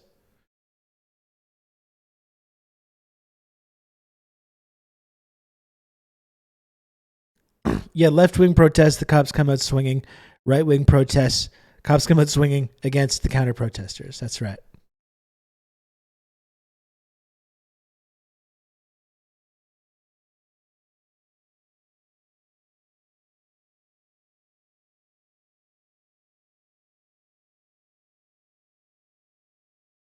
The statue was defaced in August 21, charges in October 22. Huge breakthrough for the Statue Investigations Unit. Amazing that they really stuck with it all that time. They put their best people on that. They got the CSI unit in there. They got the CSI and now analysts investigating this. Their top guys were on this. I guess there just weren't any other crimes.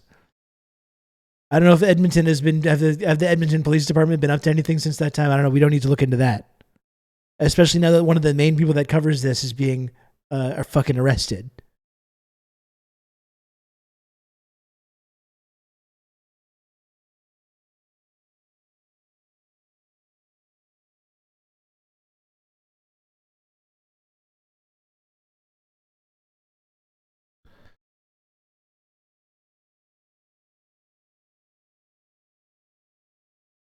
Here's another little fact about the Edmonton Police Department. Edmonton has had the most fatal police shootings in Canada this year. You can count on me. You're going to have good old Rob to talk you through all this.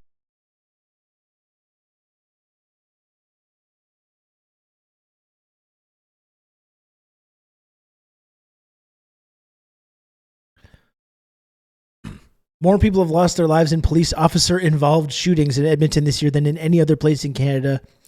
4 men have been fatally shot in encounters with Edmonton Police Service this year, including an innocent 59-year-old bystander in an apartment suite. Dr. Maggot, thank you very much for gifting a sub to Eric.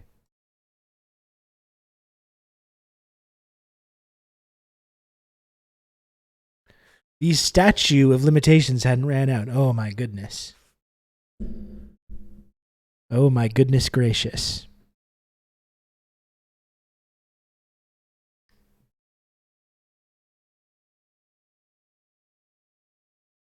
And yeah, and one of the main journalists that's actually covering these fucking people is being now having his journalistic integrity questioned by a fucking fellow journalist that should have his back, having his press credentials revoked, and now is being charged with this crime fucking more than a year after it occurred. I'm very curious to understand what evidence they actually have on Duncan that ties him to this.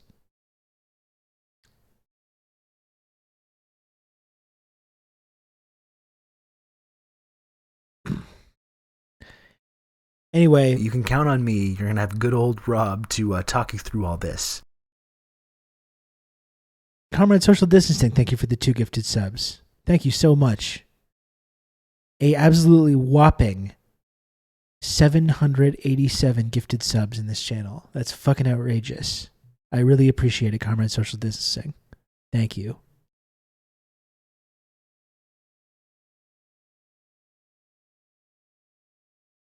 So I guess, so just none of these fucking journalists, the people that call themselves journalists, the mewling, bootlicking stenographers of the journalistic establishment in this country, none of them find anything weird about this.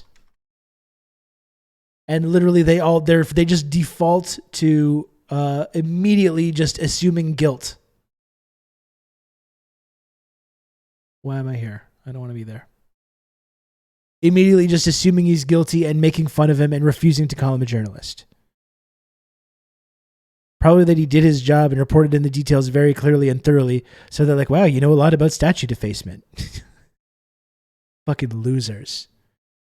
Anyway, whoever it was that did deface that monument, like I said in this tweet, whoever it was that did deface the monument, I don't know who it was.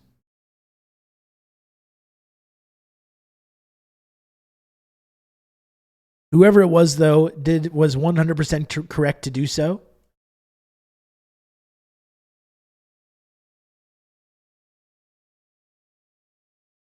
It is a Nazi monument. We do have monuments to these fascist Ukrainian divisions in this country, these SS divisions that helped carry out the Holocaust. And Roman Shikoyevich is a Ukrainian Nazi collaborator who we, for some weird reason, have statues of in this country. So whoever did deface the monument was 100% correct to do so. And Duncan Kinney, I'll say it again, is a very good guy and a fucking excellent journalist as well.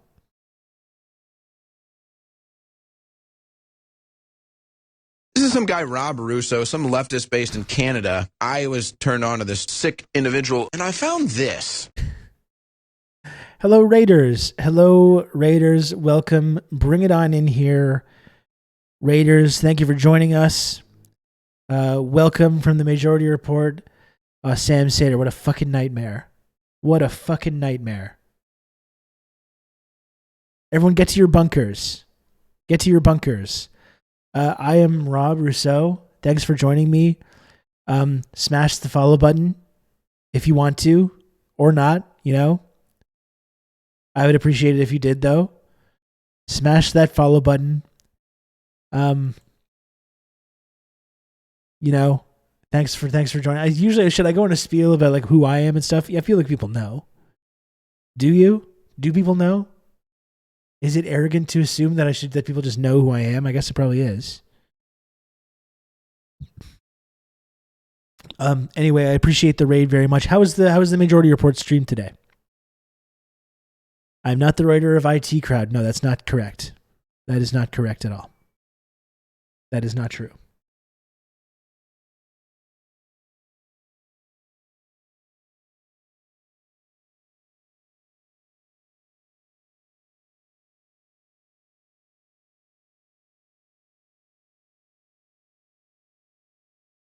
How was the Majority Report stream today? I guess we got some shy chatters. Whatever. No big deal. No big deal at all. We were just talking about this Nazi monument. You know, in Canada, there's Nazi monuments. Not a lot of people know this. There's Nazi monuments in this country. And last year, these monuments were defaced. Some hero wrote the words actual Nazi and Nazi monument on these monuments correctly. And now one of the journalists that covered this story, Duncan Kinney, who's also one of the biggest police critics in Edmonton, regularly a thorn in the side of the brutal Edmonton Police Department, shining a spotlight on all their nefarious activity. Now he's being charged with this crime, which seems like a pretty suspicious turn of events. It kind of seems like they're persecuting a journalist that they don't like. And all the people in the Canadian media establishment just see nothing wrong with that, I guess. They see nothing wrong with it. They wrote that on a monument to an actual Nazi. Yes, there's a statue in Edmonton of Roman Shukoyevich, Ukrainian Nazi collaborator. And some hero wrote the words actual Nazi on this monument, which is just an accurate assessment. That's just an accurate description of what it is. And Duncan Kinney, who's a friend of mine, a very good journalist, very good person, is now being charged by the Edmonton Police Service for carrying out this act of vandalism that he ended up writing about. And rather than find that suspicious or maybe talk about the possible sort of conflict of interest here, we've got all these Canadian people who call themselves journalists like celebrating over this and making fun of Duncan over it and refusing to even call him a journalist. Which just makes me it just makes me sick. The journalist establishment in this country is just an absolute joke. If I were a Canada, I would simply refuse to build or maintain monuments to literal actual Nazis. I agree. I don't think that should be controversial.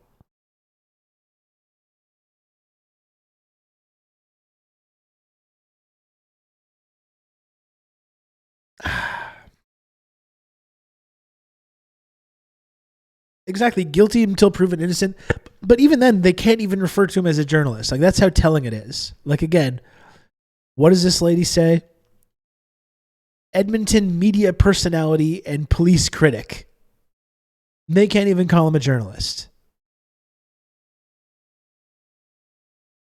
You know, it's extremely pathetic.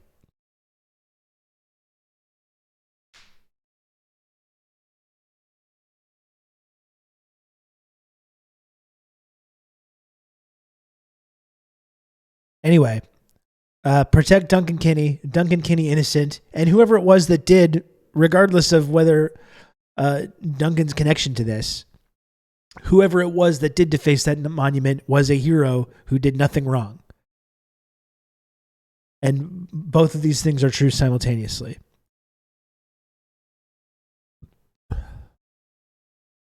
Excuse me. Je suis Duncan, that's right.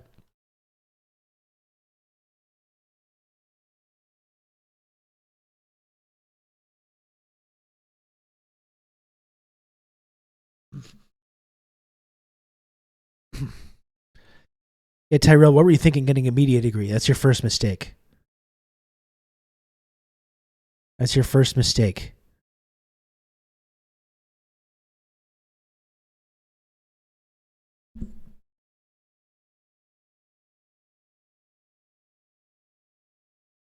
It certainly seems like actually like, because like Am I a journalist? I don't know. Not really.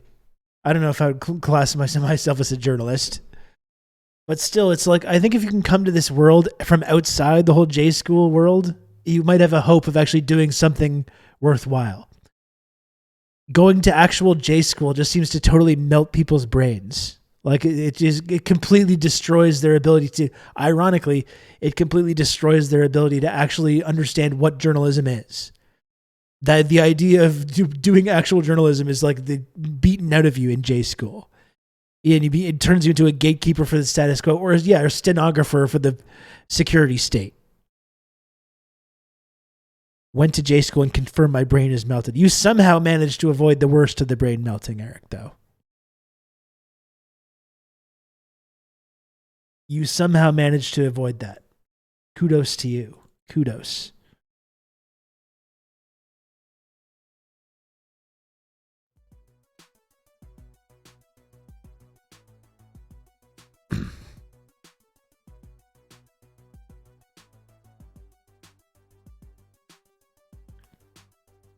This letter should be enough to remove that statue. Roman Shikoyevich, a UPA commander, stated in his order from 25th February 1944, in view of the success of the Soviet forces, it is necessary to speed up the liquidation of the Poles. They must be totally wiped out, their villages burned, only the Polish population must be destroyed.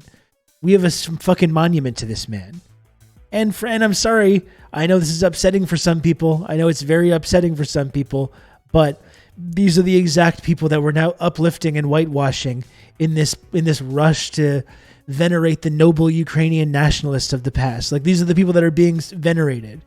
Bandera and Shikoyevich and all these brave nationalists that fought the evil Soviets. These are these people. They're renaming streets after all these people in Ukraine, and meanwhile we're here clapping and cheering along while we're helping them do it. Yeah, funny how cops and other folks will drag their nuts through glass. Very visceral image there. To take down a statue of Lenin, but when it's a literal fascist, that happens. Yeah, of course. Then it's always very complicated and messy and bureaucratic to get rid of those.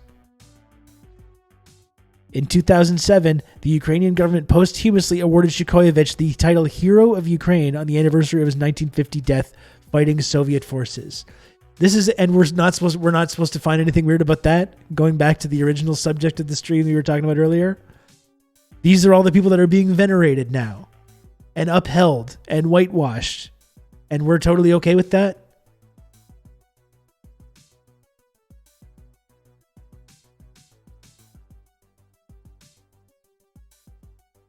Yeah, that's true, Eric. We don't talk about the anti-communists that moved to Canada after the Second World War. Sure, others Operation Paperclip, but like, where did the non-scientists go? Yeah, what about just all the fucking, just regular old fascists, not necessarily high-ranking Nazi officials or scientists?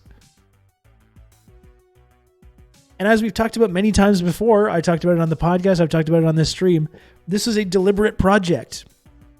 The Ukrainian diaspora in Canada prior to World War II was incredibly vibrant and leaning socialist. The very first socialist newspaper in Canada was written in Ukrainian. This is why I don't want to get things twisted. That I think that people I'm against Ukrainians, or that I think Ukrainians are inherently evil or fascist. I don't actually. There's a long history of Ukrainian socialism, right? That was part of the diaspora of Ukrainians here in Canada. Millions of Ukrainians correctly and bravely, like I was saying, fought the Nazis, joined the Red Army to fight the Nazis incredibly bravely, including fucking Zelensky's own grandfather, whose memory he's now disgracing on a daily basis by whitewashing all these fucking war criminals. You know? This is the thing. The very first socialist newspaper in Canada was written in Ukrainian. And after World War II, we deliberately, purposely imported all these scores of former SS officers and fascists in order to disrupt that. In order to disrupt the burgeoning socialism in the Ukrainian diaspora.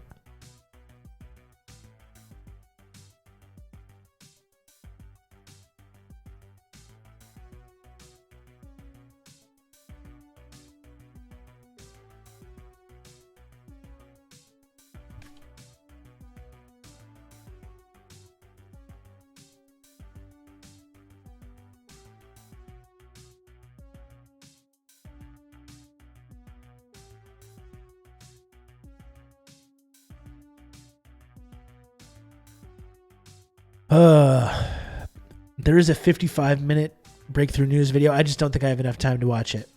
And maybe we've done enough on Ukraine shit today.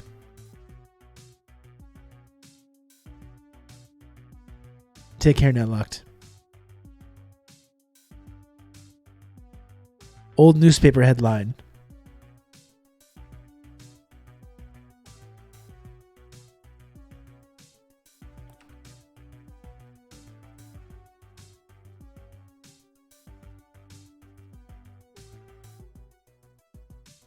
Weird. Thanksgiving Sunday. October 8th, 1950. A bomb explodes at the Bathurst St. Labor Temple festivities attended by 500. 11 are injured. Those responsible are Ukrainian Nazis of the Halichnia SS Division. The SS unit is publicly commemorated with a monument in Oakville. And the more things change, the more they stay the same. Decades later, during the Maidan protests, the fucking fascists involved in the Maidan coup in Ukraine in 2014 firebombed a labor a union house in Kiev as well, burning alive dozens of people. The tweet seems to have been deleted, though. Seems like kind of a trend.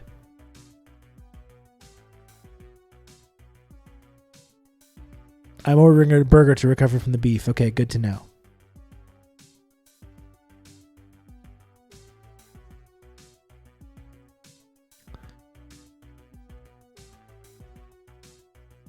Pretty weird, folks. Pretty weird. Some of these coincidences here. And again, I would just encourage you, if you want to learn more about this history, and you know what, maybe we can even listen to some of this. Maybe we can even listen to some of this. Why not? Let's say on this.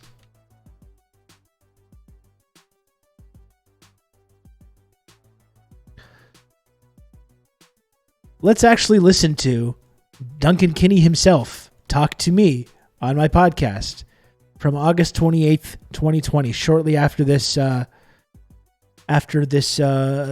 incident took place. I talked to Duncan himself about this very thing, about Canada's role in whitewashing these Ukrainian fascists, and Chrystia Freeland's family members who are deeply involved in this. Why don't we listen to that?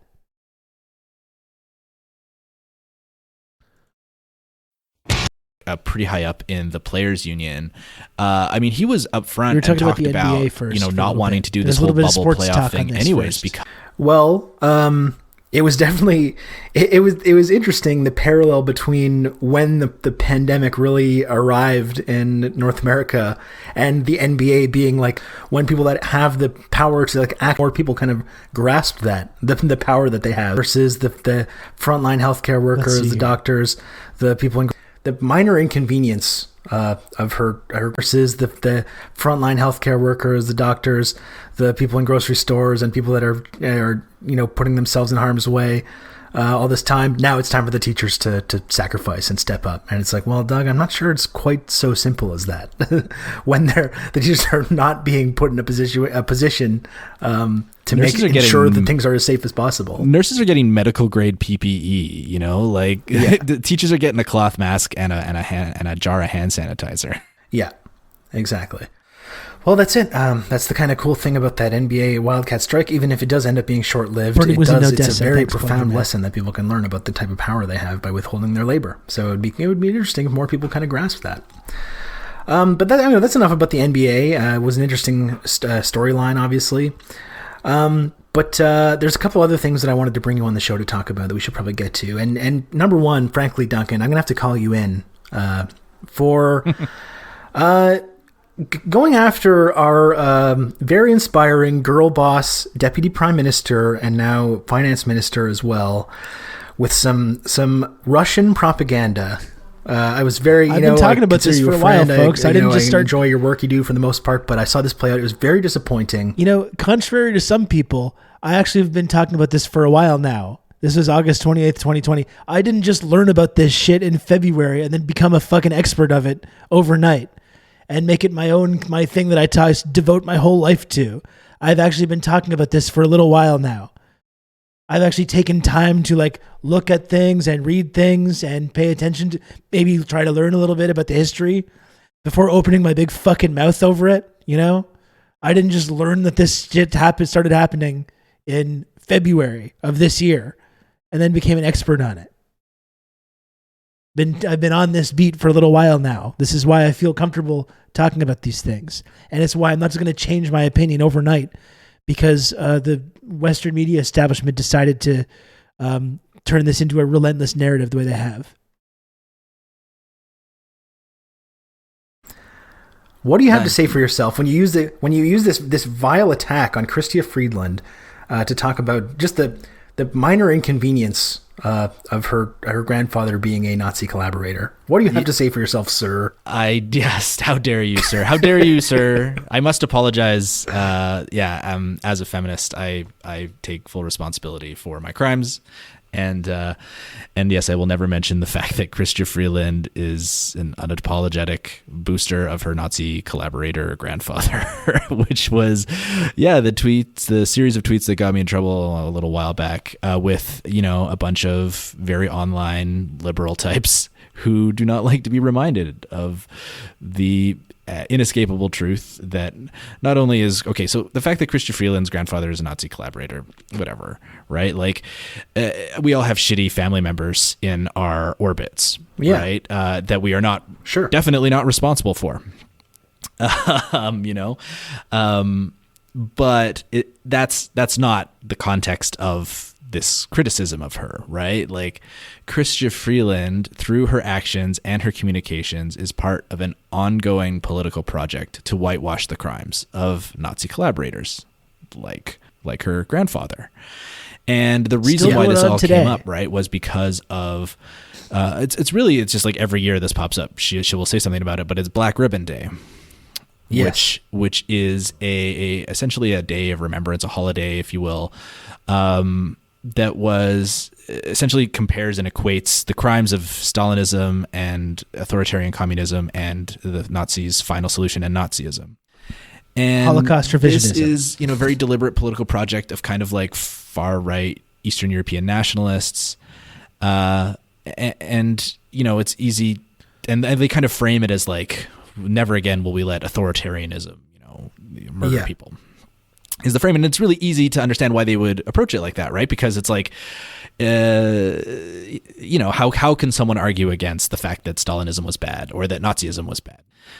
But there is obviously a kind of very key difference between those two political projects, and like, you know, I could make some arguments. And also the fact that, like, Stalin and Stalinism was technically played a huge role in defeating the Nazis and ending World War II. I mean, that too, gets right? Left out of that conversation. Yeah, like the broader context of like Black Ribbon Day, like the Black Book of Communism shit is like insane when you just kind of like think about it for a second, right? Like Hitler and Eva Braun were technically victims of communism, of the 100 million people who were killed by communism or whatever the number is. Yeah, it's like tantamount to kind of soft Holocaust denial, really, when you get into it. Yes, and people have made that argument that like this kind of equating the crimes of the final solution, Nazi Germany, the Shoah, to authoritarian communism and the crimes that they committed is they are different, and they are different in very specific ways that need to be remembered. And by directly comparing the two to each other, it excuses the actions of Nazi collaborators who. It does. And this is and the reason why the story actually came up is because here in Canada we have multiple monuments to Nazi, specifically Ukrainian Nazi collaborators, right? And this was really my entrance to the story, and really why I went down the rabbit hole on Ukrainian Nazi collaborators, is because here in Edmonton we have two separate monuments to Nazi collaborators. We have a bust of Roman Shukovich, who was a man who wore a Nazi uniform, was trained by the Abwehr, Nazi military intelligence, and who was responsible for the murder of thousands, if not tens of thousands, of Jews, as the military commander of the UPA. I can't remember what the. And Polish as well. Like, this is the sad thing. And again, I don't want to get into any anti-Polish discrimination. We know our friend Starlight is going to call me out on this, or call me in. But it's incredibly fucking pathetic to have this like overly fascist population now when Polish people were targeted so specifically by Nazis. And now you have this fascist sympathizing population still. I'm sorry, but it's incredibly pathetic.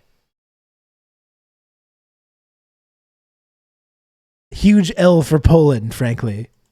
The fact that all these decades later, they're right back fucking whitewashing, in the part of this project of whitewashing this history. That actually stands for, but that UPA essentially. And so we have a lovely bust of him here in Edmonton, and then we also have a monument to the 14th Waffen SS Division, which was the kind of the Waffen SS Division made up of Ukrainian volunteers. And the issue was kind of brought forward into the national discourse by a story by David Pugliese. Some enterprising young folks, I assume they're young, spray painted the word. Fucking, tanky anti-imperialist conspiracy theorist David Pugliese of the Ottawa Citizen. Nazi monument, I believe, on a cenotaph that was dedicated to this 14th Waffen SS Division. And amazingly, the local police were investigating this as a hate crime until David Pugliese for the Ottawa Citizen wrote his story, and everyone kind of pointed out that you're going to have to really explain to us how that's true. Spray painting Nazi monument on a Nazi monument is a hate crime. Yeah. Well, and it was an incredible moment too, because it was for a lot of people in this country, it was this kind of like wake up call to like, hey, why do we have these monuments in this country? Why was I not aware of this? I'm not really comfortable with this.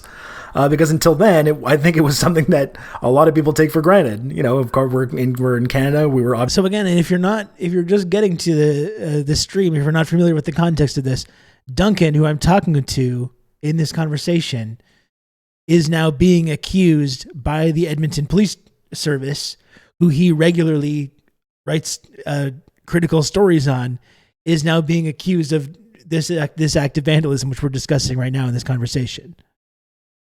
And no one finds that weird at all, I guess.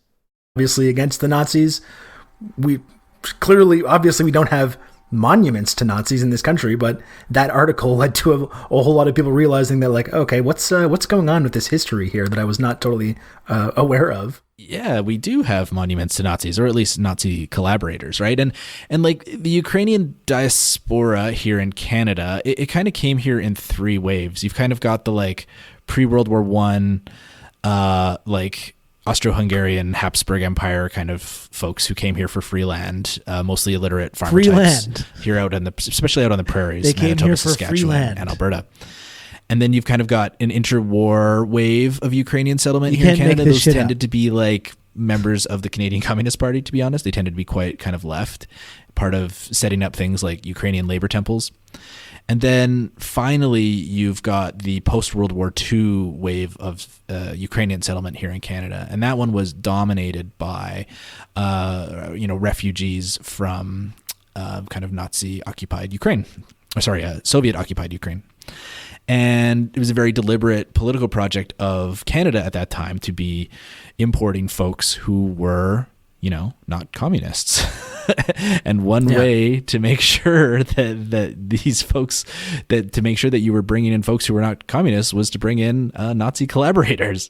Yeah. Well, no, it's a funny thing, because when this story broke and I was talking about it online, I had people saying to me online, like, oh no, these were not Nazis. You see, these were simply anti-communist militias that worked with the Nazis to carry out, various crimes. And it's like, oh, okay, well, that's, in that case, then I guess it's good that we have monuments to these folks. Thank you for that important clarification, sir. Yeah. I appreciate it. Yeah.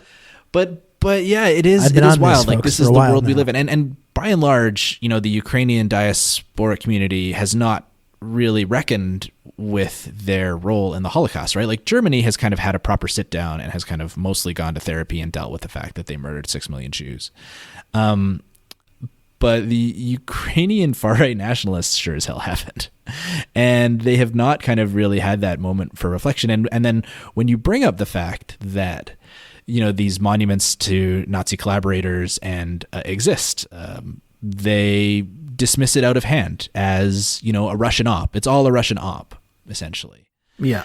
And that was That's essentially what the people say same about line Freeland, like that Eric's Freeland used pointing out. when this was brought David up back Pugliese, in a 2017. Russian asset. This kind of original, Christ. the story when it was originally kind of it is prophetic in the media, in the discourse 3 years ago. Right? Isn't this kind of interesting to think about, like these conversations happening in August 2020 now in the context of everything that's going on in Ukraine? This is like for people that are concerned about wondering where I came to my opinions on this. It wasn't just because I started watching RT or started imbibing in all this Russian propaganda.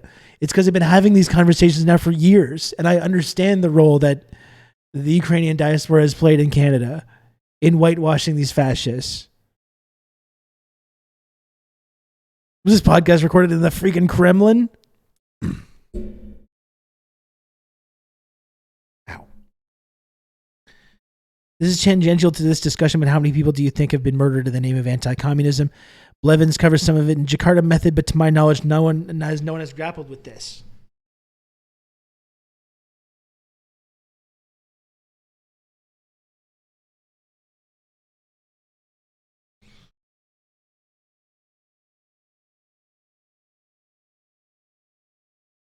Let me see if I can find the piece.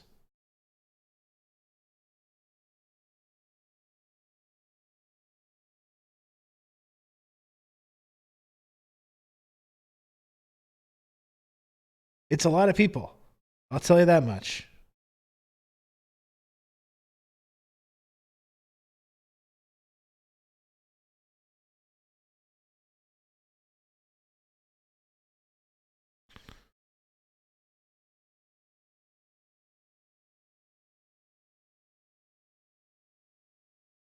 I'm trying to find the fucking... There's a specific part of this book that grapples with this very question.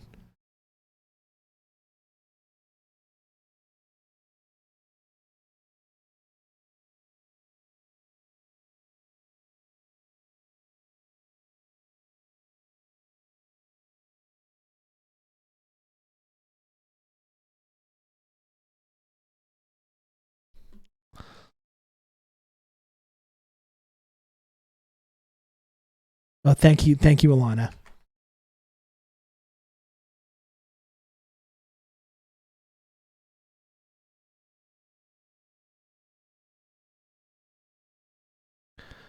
In pursuit of counter-revolution in the name of freedom, U.S. forces or U.S.-supported surrogate forces slaughtered 2 million North Koreans in a 3-year war, 3 million Vietnamese, over 500,000 in aerial wars over Laos and Cambodia, over 1,500,000 in Angola, over 1 million in Mozambique, over 500,000 in Afghanistan, 500,000 to 1 million in Indonesia, 200,000 in East Timor, 100,000 in Nicaragua, over 100,000 in Guatemala, over 700,000 in Iraq, which has increased now because it's before the war on terror. All this was shit in from Black Shirts and Reds is before the war on terror.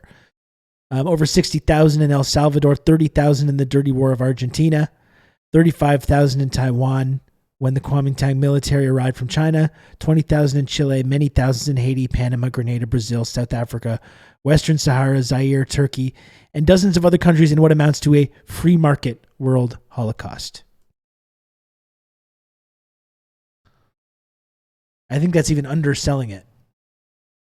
Freeland's response was, nah, it's all a Russian op. And then it kind of became inescapable. Like the academic record on this is incredibly clear. Like her grandfather's papers were essentially given to the Provincial Archives of Alberta, and those papers included all of the newspapers that he printed when he was essentially the head of a newspaper / propaganda operation in Lviv as well as Vienna, and so so it became kind of inescapable that the facts were true, regardless of whether the Russians were peddling these facts.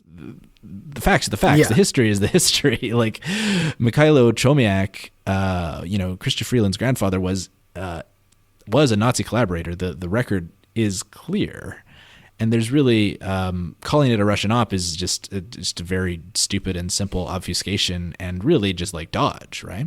Yeah. And you pointed out how Ukraine never really has had the Ukraine, I don't mean to screw that up. I know that's the proper terminology.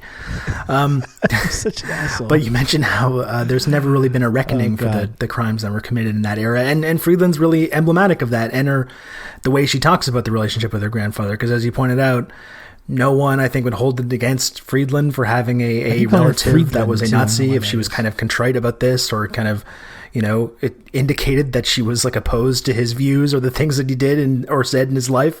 But really, this is someone that she's kind of celebrated and talked about as being an inspiration, and has downplayed any of these factual crimes that we know happened.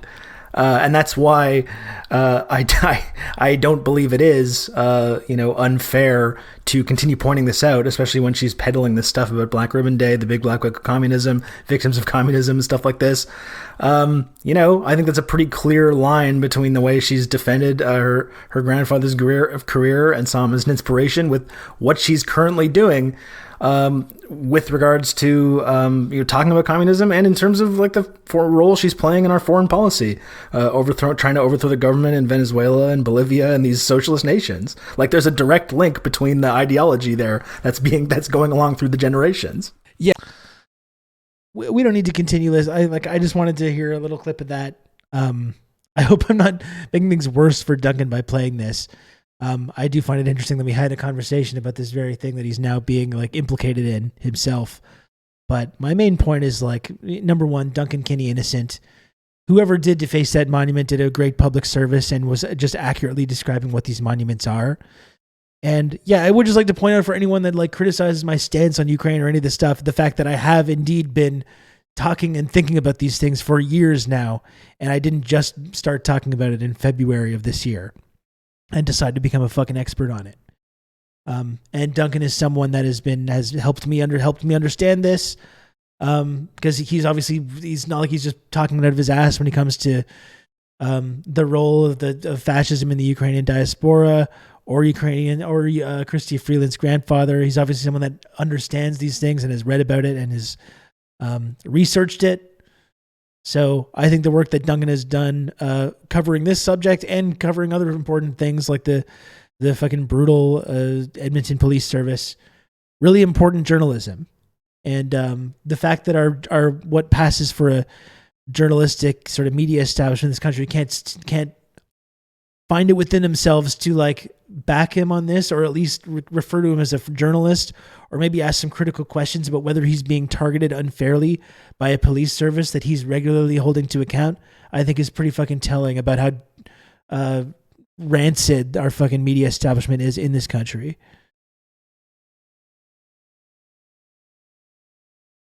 They do this shit when they talk about Yugoslavia and World War II. They say it was communist versus the anti-communists, like the anti-communist neighboring countries weren't their allies, fascist Italy and Germany.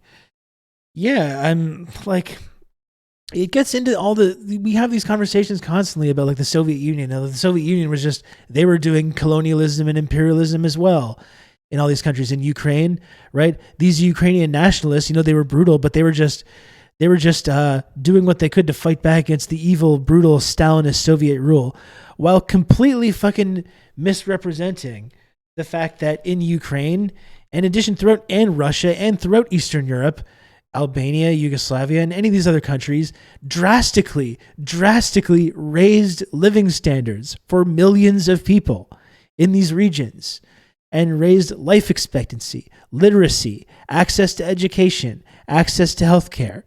Yeah, it wasn't perfect. Yes, there was corruption. Yes, there was bureaucracy.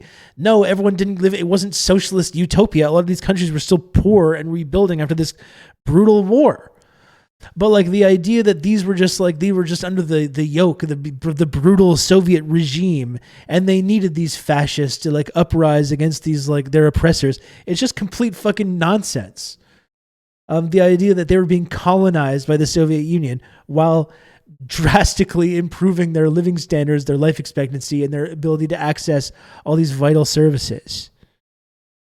Yeah, like you talk about, like Perenni talks about quite often, the government prior to these revolutions were fascistic or autocratic. Yeah, for sure. Exactly.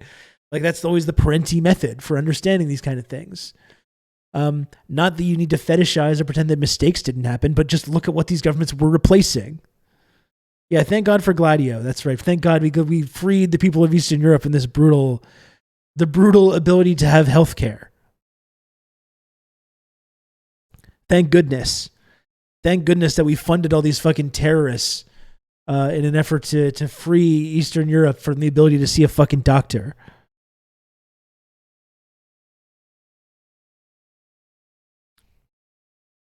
Well, anyway, folks, I gotta get going soon.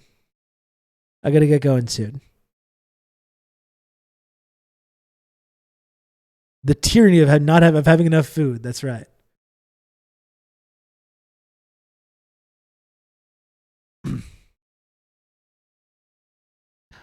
I gotta get going. You know, folks, it's just 3 streams this week.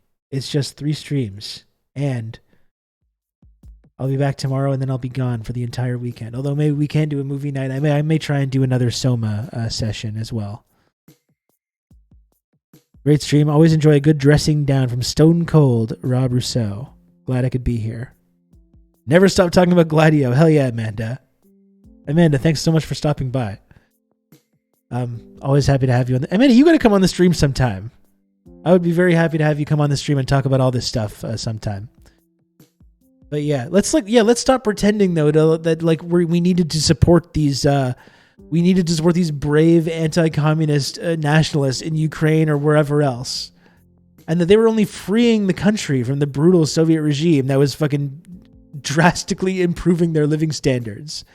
And the United States government just had to fund Gladio and had to fund all these brutal fucking nefarious methods to overthrow these regimes, to install governments that are going to be pliant use and the computer to mark up the are size of the to account. sell out their country to neoliberal capitalism. We do need a Greek Civil War stream sometime. That's right, Dimitri. Thank you for the 100 friend coin. And I'll just tell you folks, before I got to go in about 5 minutes. Just 2 generous chatters could, in theory, get us to that sub goal. Not that I care about the sub goal. You all know this.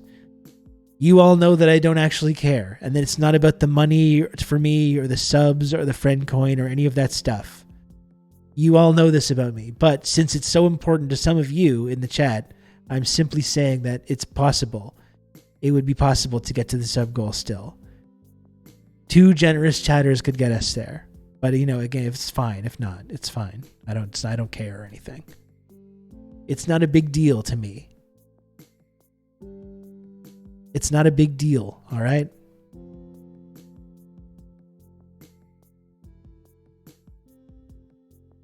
Man, now Twitch is all messed up.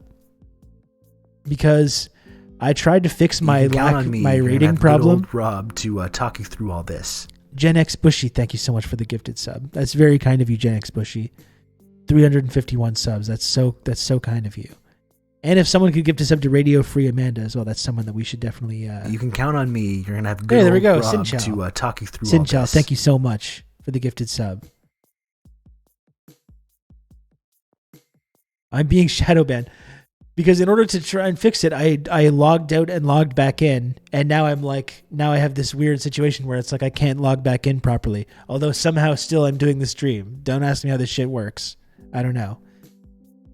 Thank you so much, Sinchao. And now, Amanda, if you ever want to go on Twitch and use an Enver's Hoja emote, if you ever want to celebrate the glorious non-revisionist former leader of Albania, you can do so with the exclusive TRRS Enver Hoja emote that's not available anywhere else on this platform.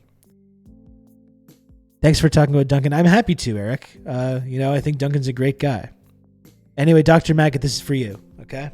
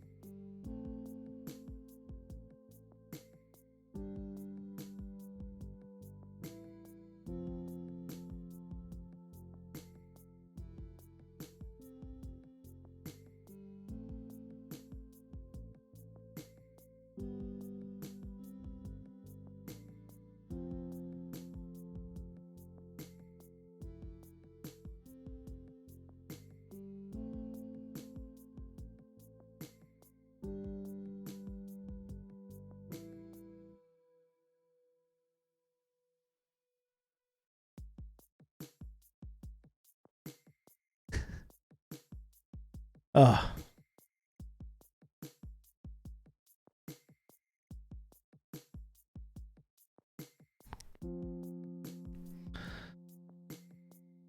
Okay. Before you leave, what do we got here?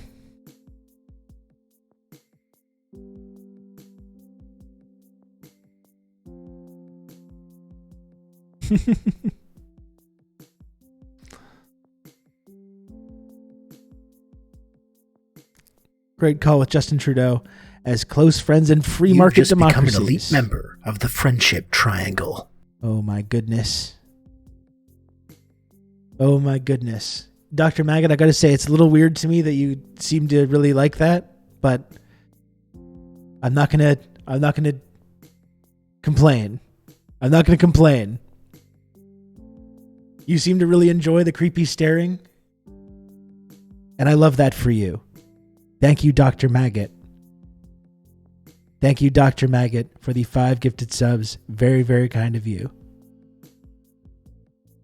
If people need me to stare at them creepily in order to get to the sub goal, I can do that. You know, I can do it. Excuse me. As close friends and free market democracies, the UK and Canada have a vital role in promoting economic growth and stability, as well as ensuring Ukraine is supported unequivocally. Well, I'm glad all our pro-NATO leftist friends agree with this as well. You know, Mike Pompeo, Trudeau, Rishi Sunak, all these people that were complaining about me, they all stand side by side, arm in arm, hand in hand with these fine folks. God bless him. Friend and supporter of the show, Dr. Maggot. That's right. Sorry, Rishi, can't help you with your energy pricing crisis coming this winter. No.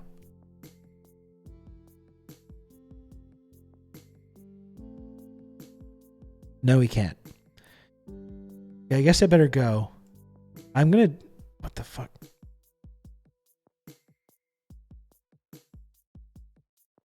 I'm going to try to log in again. I'm already logged in, so I don't know why. I'm literally streaming right now.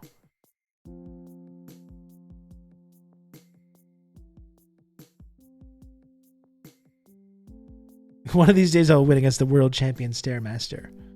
Remember the Stairmaster, like the 80s like exercise thing as well? I could probably stand to hit one of those bad boys.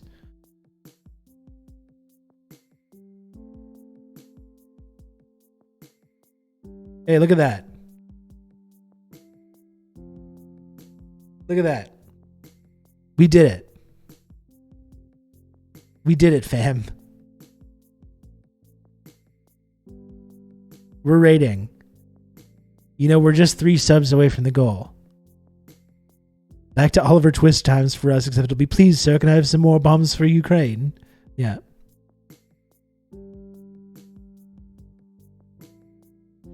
Free market democracy. When you're the 3rd prime minister in as many months and we've never been elected. Yeah, that's right. That's the rules-based international order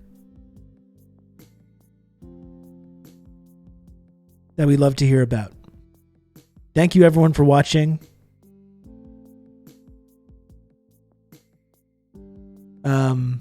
I'll be back tomorrow. We'll close out the week strong tomorrow, okay? Closing out the week strong. I'll talk to you soon. And tentatively Alien on Saturday. Alien. You can count on me, Ridley Scott's masterpiece, Rob, to talk you through Alien, all this on Saturday in the Discord. Jeremiah, thank you for the gifted sub. Thank you, Jeremiah. Bye, everyone. Peace.